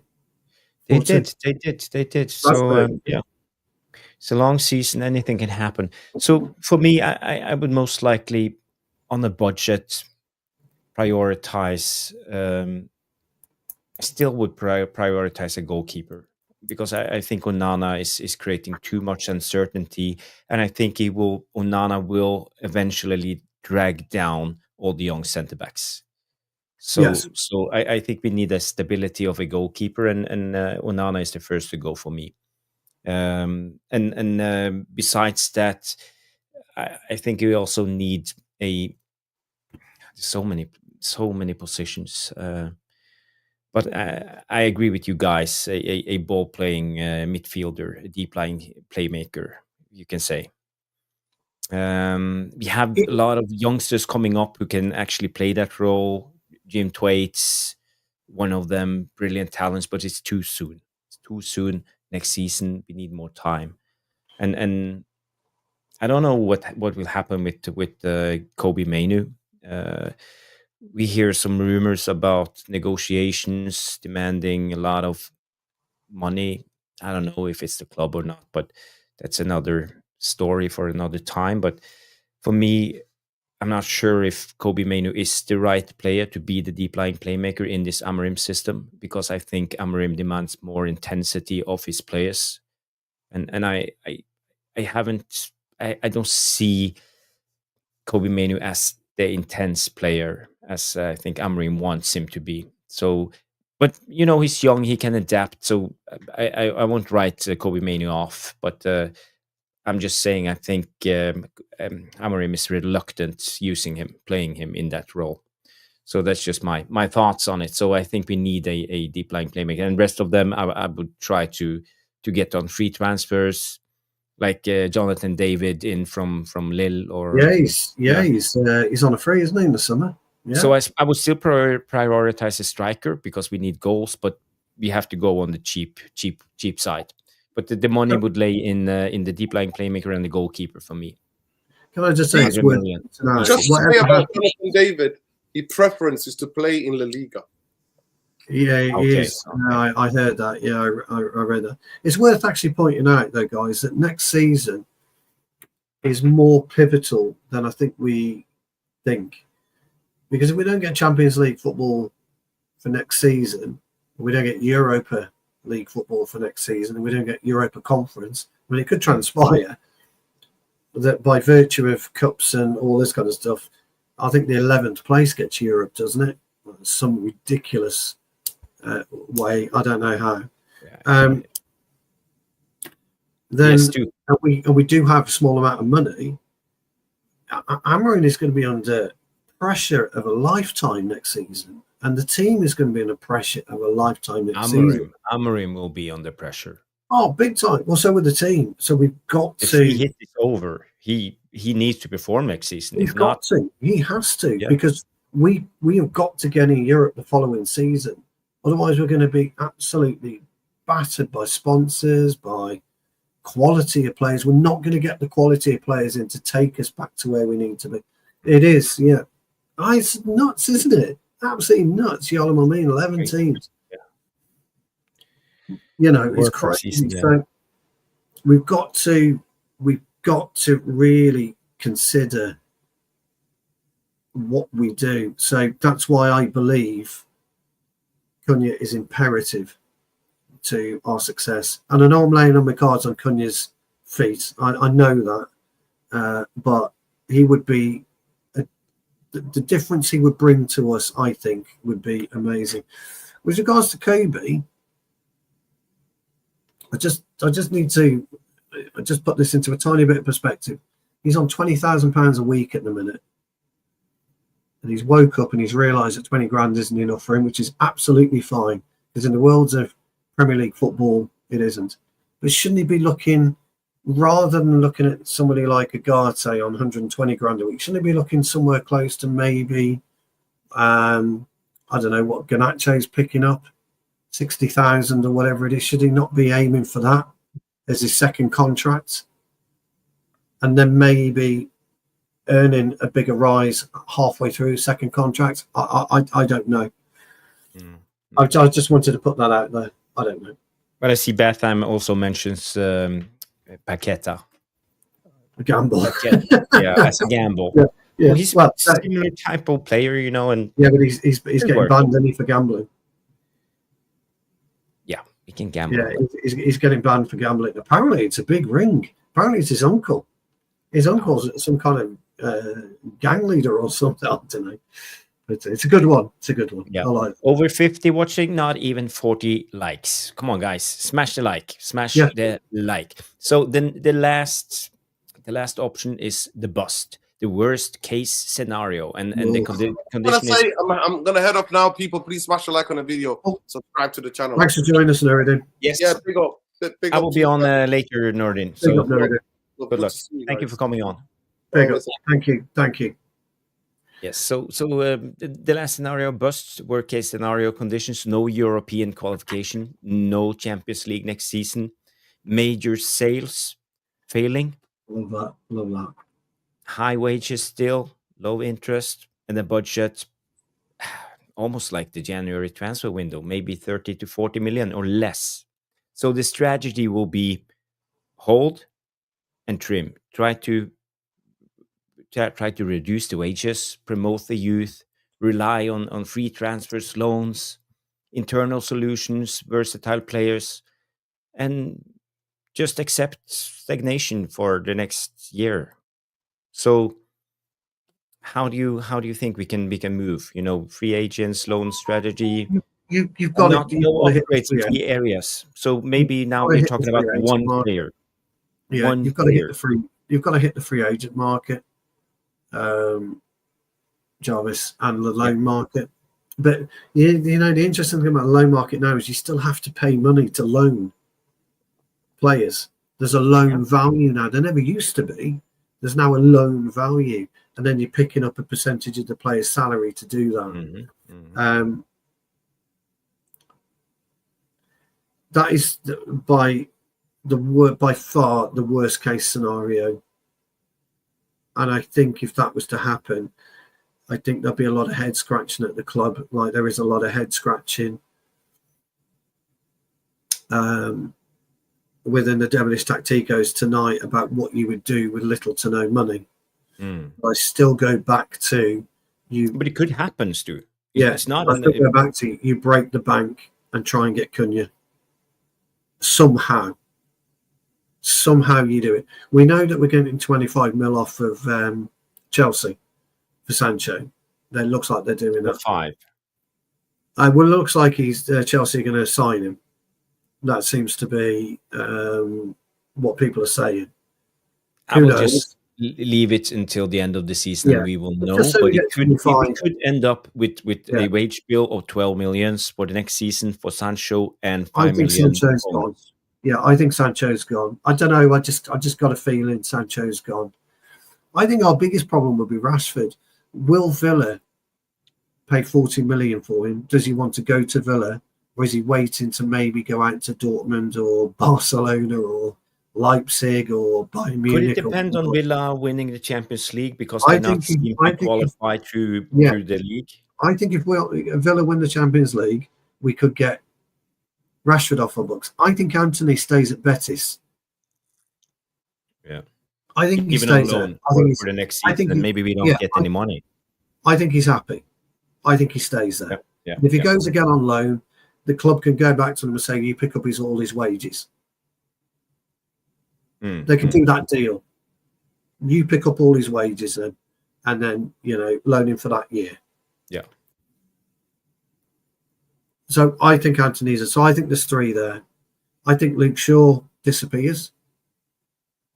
I think he's gone. I think Lindelof goes, and I think we get a bit of money from Maguire. Well, Luke Shaw still have 2 years left on his contract.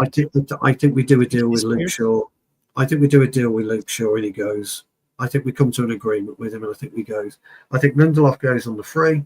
Eriksen goes on the free. We know, and I think we get some money, maybe 10 mil, back to Leicester potentially, or he wants to stay in the Premier League.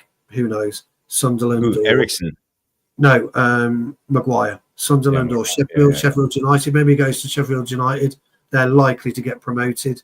We get 10 million for him.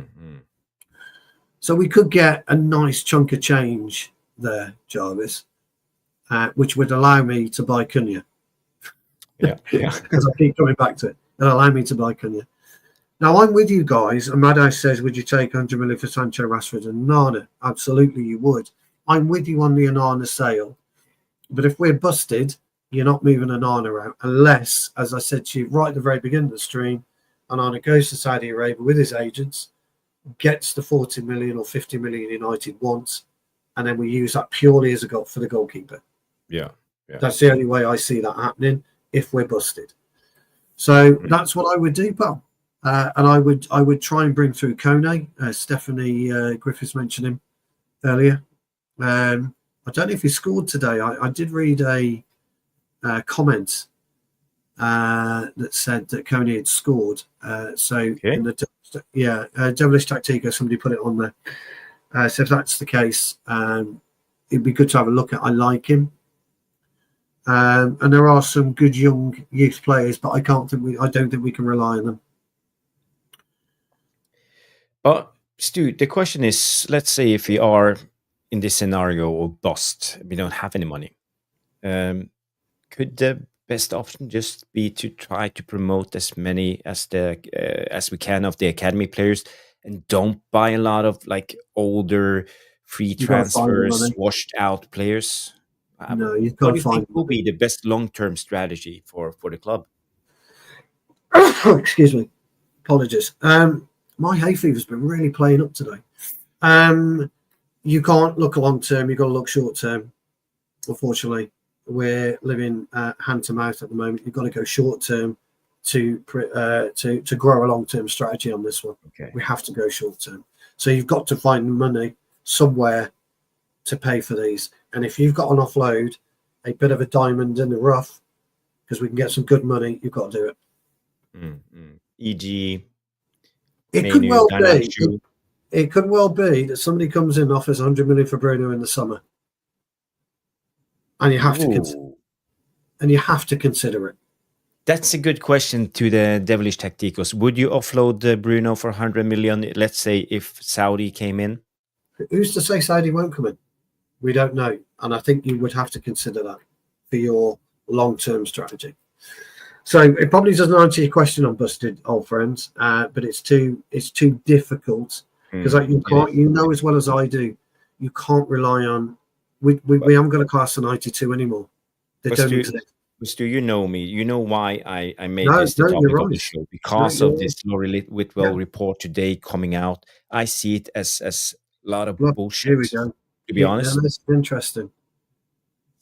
Yes. Okay. Definitely. You want to sell if again in a heartbeat. This is what it's all about. If you could get that money in and we could deal with it somehow, it would be ideal. I'd sell tomorrow, Bruno. It's really interesting, huh? But that's because the guys know and the ladies know that it's cash generation for us, isn't it? We put out the scenarios and the difficulty of the situation. So if we have to, we have to, and that's just the way it is, unfortunately. But the thing is, I was going to say the Laurie Whitwell thing that came out yesterday. I think it was late night yesterday. Came out. It could be. It could be for me. I think it's a lot of wishful thinking and us selling. We want to sell him and him and him, and we want to buy him. It's not that easy. That's why I put out these 3 scenarios It's to not. get us to think. Because it's so difficult. There's so many variables. Who do we have to sell? Can we sell or can we buy first and then sell? Can we rely? Are we willing to gamble? What's the timing of the window? Who can we get in early? There will be a break in the middle of the summer transfer window. Are clubs willing to sell and do deals when there is a break, or are they willing to wait out? Because all of the big teams are in the Club World Cup, the big teams with the big money. You don't want to strike a deal right now because you can hold out for, let's say, just 3 more weeks and you might get a better deal. So you make a good point as well, because Man City, are going to be looking to rebuild somewhere along the line, aren't they? I think Grealish goes from City. I think De Bruyne probably goes. Gundogan is likely to leave in the summer, isn't he? So you got 3 they've got to replace. Mm-hmm. And who are they going to be looking at? They're going to be looking at the players that we're all discussing. Yes. And that's them. Trent Alexander's going to Real Madrid. I don't know what the fuck Real Madrid are thinking of, but anyway, that's up to them, isn't it? Mm. So they're going to need some kind of right back, potentially. Yeah. Now, if Van Dijk goes, I don't think he will, but if he does, they're looking for a top quality defender. If Salah goes, they're looking for a top quality attacker. So that's City, Liverpool. So this is what we're up against as well. Mm-hmm. As well as Real Madrid will want their pound of flesh from somewhere. Barcelona will want their pound of flesh from somewhere. Bayern Munich want their pound of flesh. Leipzig, Dortmund, PSG. PSG are becoming a bit more streamlined in their approach and how they do business. They're not after the so-called Galacticos anymore. We have money clubs like Como, all the others like newly rich clubs. Yola Mamin's coming and said, now we know we're not in, Isaac, etc. We know we're not in that market for Isaac. We know that, but they're in for Isaac and Frimpong. So Frimpong, we've been linked with Frimpong for 2 seasons, haven't we? Mm-hmm. So all I'm saying is we've got to be very, very careful and act quickly on what we're going to do. Mm-hmm. Yeah, but this is the situation. It's really difficult. Yeah, it's a beauty of football, old friend. It's what we love about football, isn't it? We were talking about last time we were on, and we had a lot of nostalgia, and it was brilliant, wasn't it, to talk about the old days. But we've got a fear for the future. All of us watching, and the devilish tactic goes, we have a fear for the future. And sometimes you just got to draw a line under it. Enough's enough. You are a sellable commodity. I can get this value for you. Bye-bye. You're gone. Yeah. Whoever that may be. It doesn't matter who it is. Whoever it may be. City might look at it and think, we don't need Haaland. But he signed this stupid contract. We don't need him. 9 years? Yeah. So we're going to sell. So, or he might be fed up of City and he might decide he wants to go. We're never going to be in the Haaland mix. But then that means that City are going for a player that we could be in the mix with. And we've got to weigh up right now who's likely to get the players. Really horrible. But that's where we are. It's not nice at the Zurich Stadium. So we read the other day that Snapdragon are bidding for the naming rights, aren't they? Apparently. Yeah. Why not? Why not? Yeah, why not? Snapdragon. So you mentioned we have a couple of questions we'll go through, but you mentioned nostalgia. Yeah. And I see a lot of people just tuned in. So I'm a little bit proud of this, so I just want to show it one more time. So I just want to show you the intro, guys, and give me your honest opinion, what you like or didn't like about it. So let me just play it, and after that we will go through some questions, Q&A, and we'll talk some footy. So, guys, this is the new intro video for the Devilish Tacticals.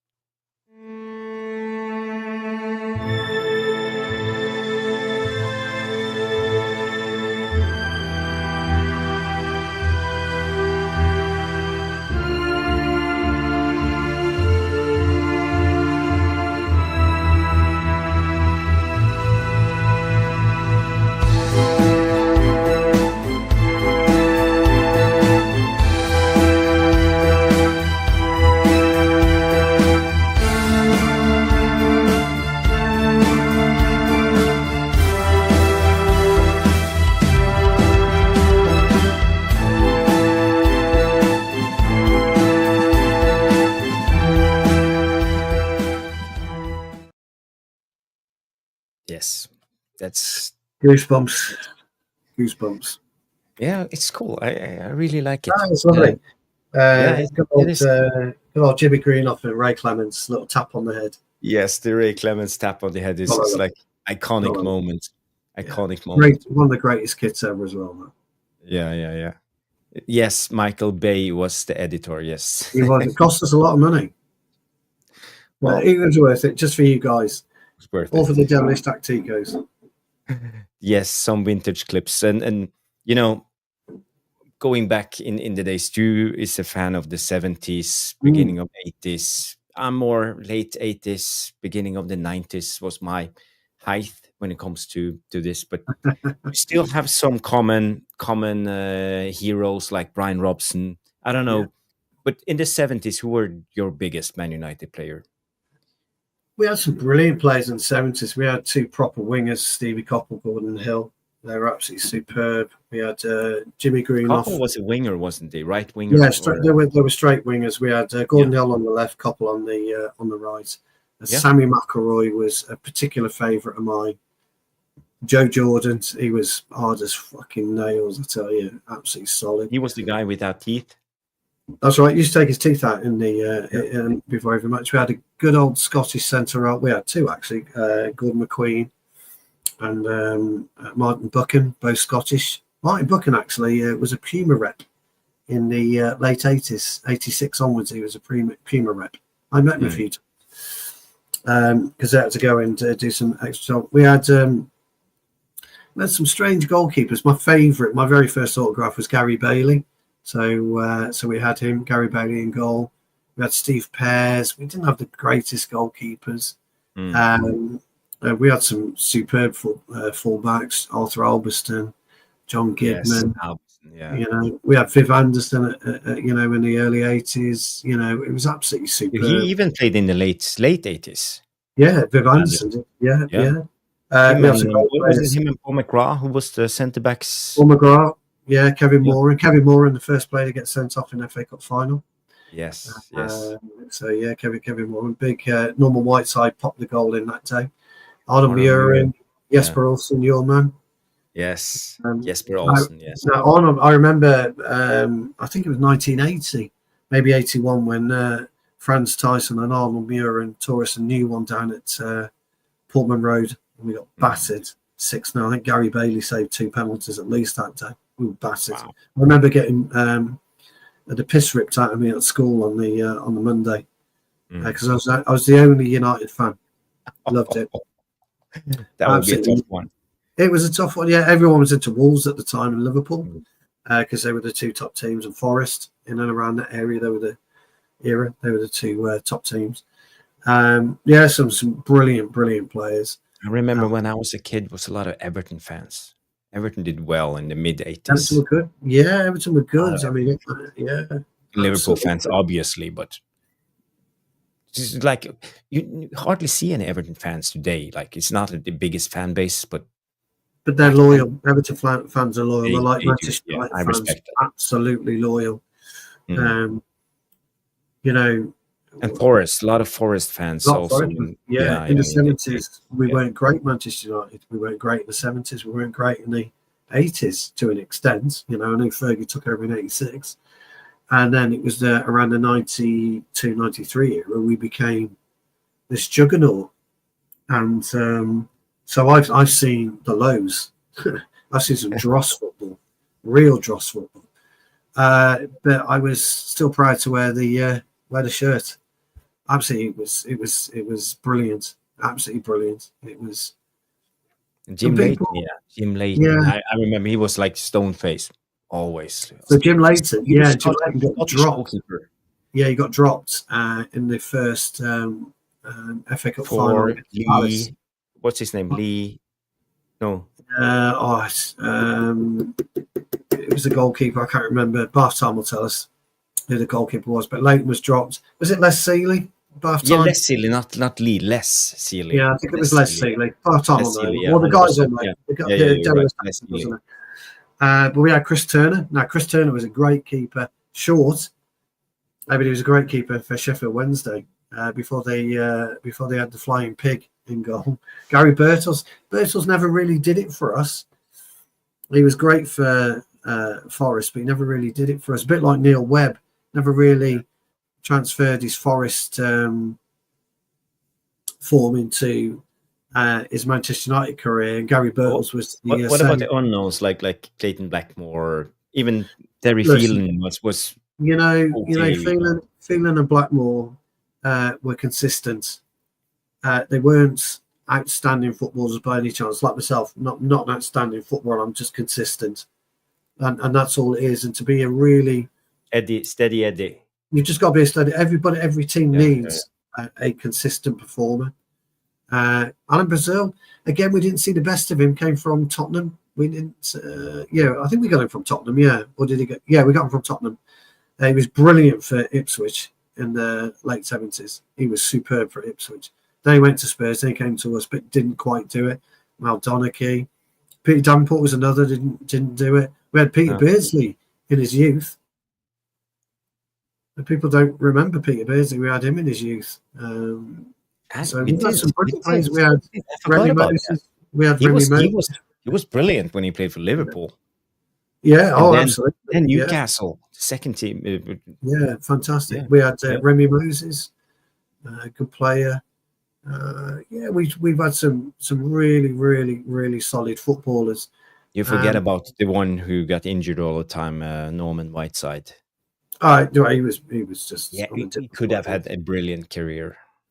He was hard as nails, absolutely hard as nails. He did. He did play for City United. The other good one Bath time is the GOAT, isn't it? Sean Goater. Not many people realise he was at United very, very short. It was a very tiny period.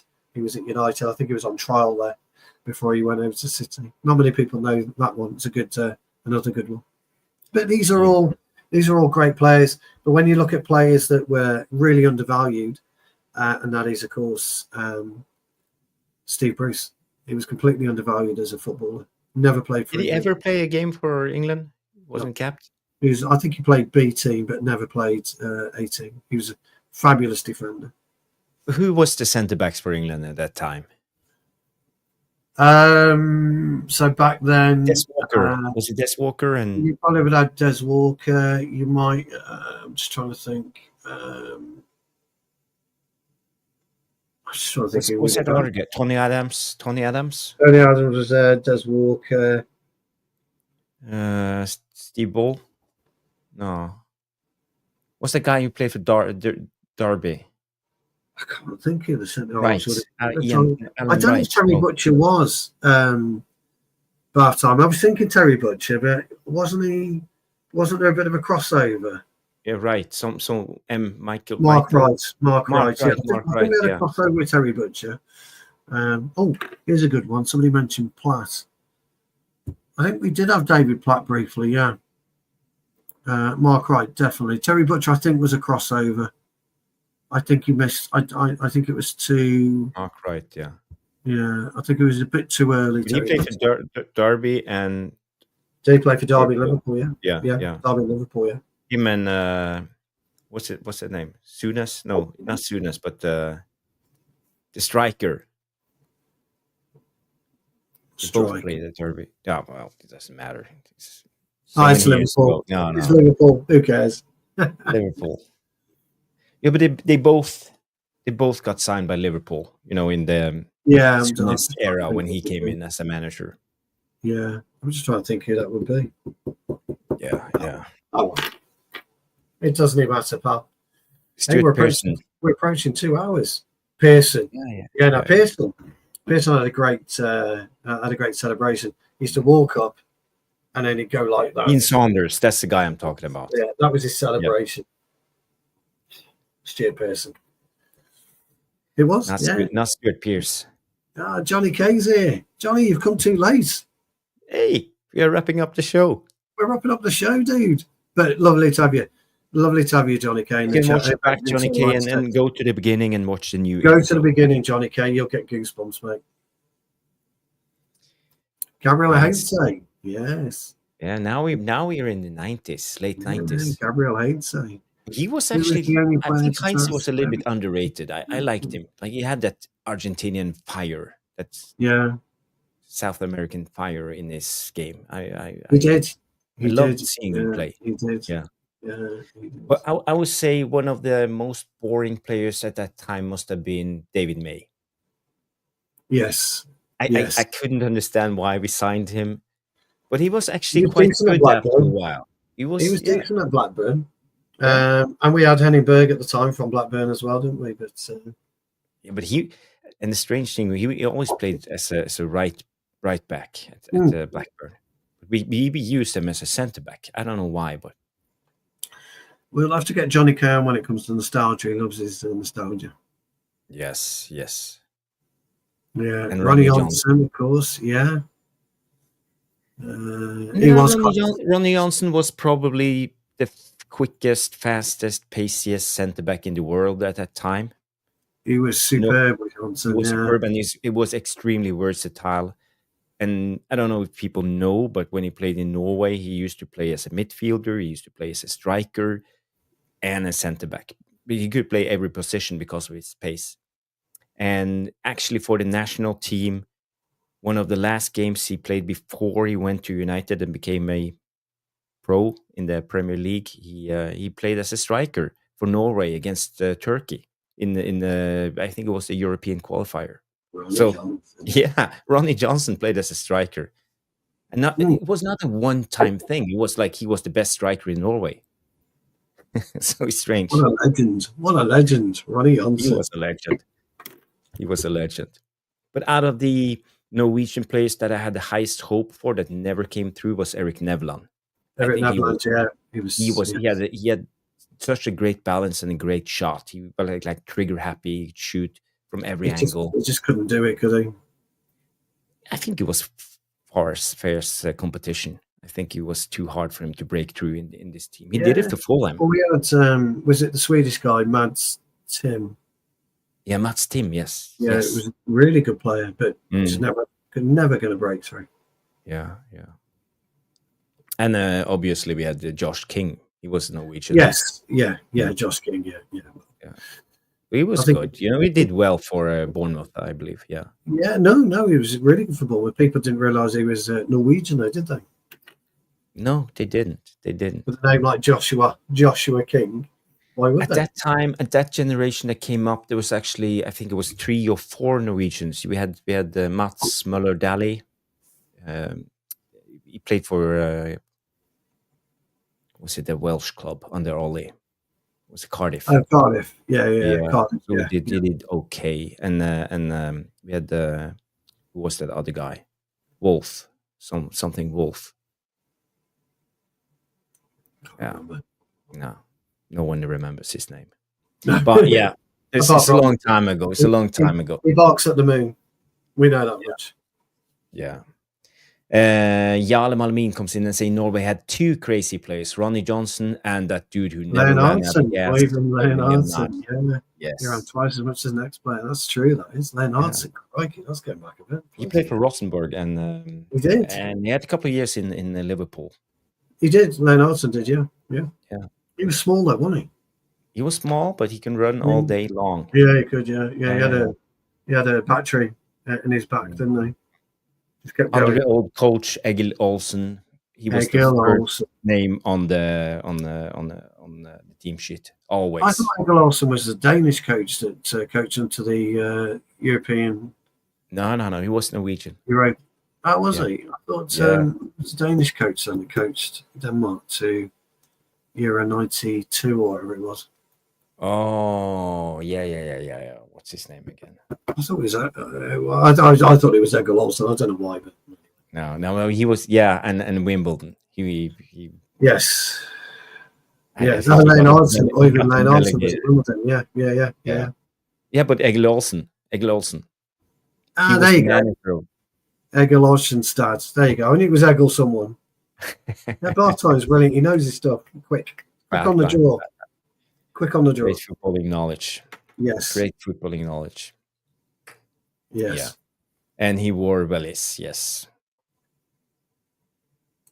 Oh. And they're all coming in now. Olsen in his welly boots. Oh dear. He was called the Mad Professor in Britain. I remember. Yeah, I remember. Yeah. Mad Professor. Olsen. He always had his glasses on the tip of his nose.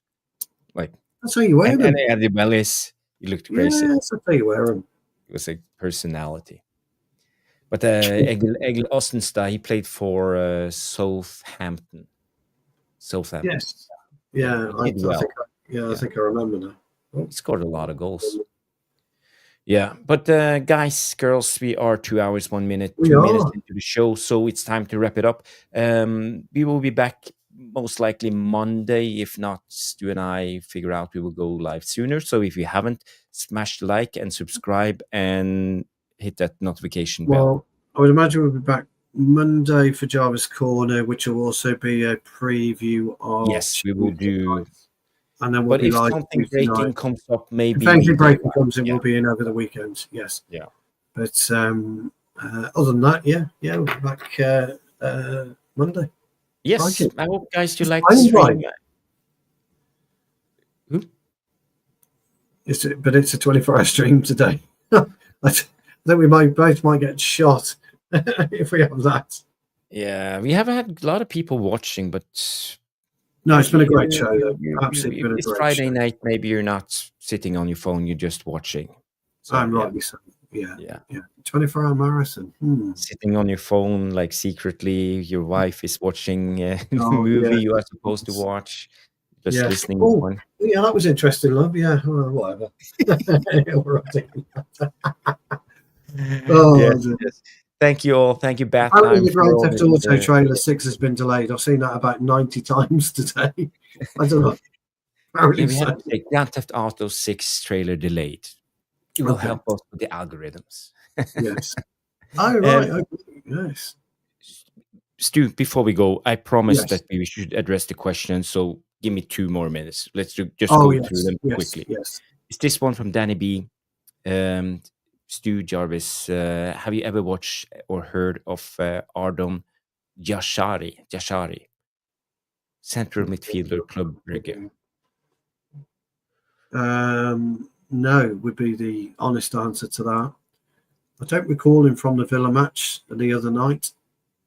He's a Swiss footballer, apparently. Yeah, 24 matches, 2 goals. Danny, I'd have to have a quick look. Yes, so let's just go through it, FB ref, and see if it's anything worth. Share screen. I'll have a quick look. Let's have a quick look. So yes, he's 22 years old, almost 23 years of age, Swiss, 25 games this year for Club Brugge, 11 in the Champions League. So 2 goals, 4 assists. Okay, so he's a DM, probably blocks, clearances, pass completion, and take-ons. So he could be a deep lying playmaker because carries and take-ons combined with blocks, clearances, and pass completion. Yeah, he has to be a ball-playing DM. What's his size? What's his size? How tall is he? 181 centimeters. So 5'11". So he's almost 6 foot then, basically. Yeah, but he can do it in the Premier League. So, okay. I'll check him out. Yeah, he's young. Yeah, I'll check him out. No, I've not heard of him, Danny B, but I will have a look. Yeah, for sure. Yeah. I don't know if this is a question. It's from Roxy Bully. I haven't seen the name before, so I had to bring it up. Roxy Bully. I think the Who's answer behind this is golden chip now? Then we don't have one, do we? no. I mean, Bruno's as close to the golden chip as we're going to get from his performances just recently. But we don't have that Kevin De Bruyne consistent. We don't have that Mo Salah consistent. We don't have Tonali, Guimaraes, Isak, all consistent. No. You know, Bruno. but we've got one. Newcastle got 3. Liverpool have got 3, probably. City, we know we've got 3. You know, Villa, they've got 2 or 3 themselves. You know, Arsenal, whether we like them or not, they've got 2 or 3 consistent players. We don't have that you know, that goal. Odegaard, Saka, Saliba, Gabriel. Oh, you could go on forever. Yeah. You could go on forever. You know, Forest. You know, Bournemouth, Kirkes. We don't. I mean, Jesus Christ, Fulham. We just don't have that level of consistency. So we just don't have one. Roxy Bully, if you're still watching, in my opinion, maybe okay. I imagine they could put in his. Ahmad, when he's playing, I would. He's not consistent. He's still too rough of a diamond. But I could understand DJ Superfly's guys when he's not injured. Yes. Yeah. So one from Madhouse: Will Sancho, Rashford be sold this summer? Maguire is staying. Sancho definitely. Rashford, I hope. Maguire, I think, will also go Madhouse. I think we could get 10 million for him. Sheffield United. And the last uppercut from Bathheim. Jarvis, is that felt curtain behind you part of IKEA's new Cruise Magican collection? That's not a curtain, is it? Is that a curtain? You know, you're covering your football. Covering the football. You're covering that. Yeah, I wondered. I'd noticed that before. Oh well. It's just like props. Oh yeah, you need a wizard tap now in the sleeve. Ta-da! Or better still, no, I'm not going to say it. Not going to say it. No. Okay, it's been a good show. Now we address the questions. Thank you guys for tuning in. It's been a good show. Very great. So it's been brilliant. We have what's this comment from Catherine? Did Jarvis fall out with the lawnmower? oh dear! I like your new hairstyle, old friend. Yeah, well, it's looking good. Looking good. Looking sharp. Looking sharp. Well, I sometimes have to just do something else. I get sick of like this lick. Oh, I try and keep some hair I do on top, so I don't want to do. Don't want to touch it. Don't touch it. Flat. I've always liked it short. I've always liked it, short. Yeah. Superfly, Bathheim, Catherine, Jala, all of you legends, thank you for tuning in. Oh, no Trevor Wade tonight. We'll have to give him some stick. Well, he can watch this in replay. Yeah, he can. But big up to Trevor Wade. We miss you, guy. We miss you, buddy. If you want to see more Jarvis, jump over to Noradin's channel, United Real Therapy. I will be there. Stu, probably have to call it a night. I will, unfortunately. Yes. But I will be there and on Noradin's channel with Boombaye and Noradin and all the other guys. So it's been a great show. Thank you, everybody, for tuning in. If you haven't, smash the like, subscribe to the channel. We are on the road to 700 now. We are on 629, I believe. So please be a subscriber of the channel and leave a comment after the stream. Who do you think we will sign if we are on let's say a balanced budget? Yes, and also, if you can put in the comments other matches from the 70s, 80s and 90s you'd like us to do a tactical breakdown. Me and Jarvis are going to choose them next week. And then we'll aim to do one perhaps the following week, because we've got to find it first and then we've just got to do a bit of research on it. But we will look to start that in the next week or two. We might have just a separate show for that, might we? We don't know what we're going to call it yet. We will. Nostalgia tactics or tactical nostalgia, something like that we might call it. Looking forward. Me too. Yeah, me too. Yeah. Okay, thank you everybody for tuning in. See you on the next Monday night, 9 p.m. Have a good one. Okay, guys. Bye.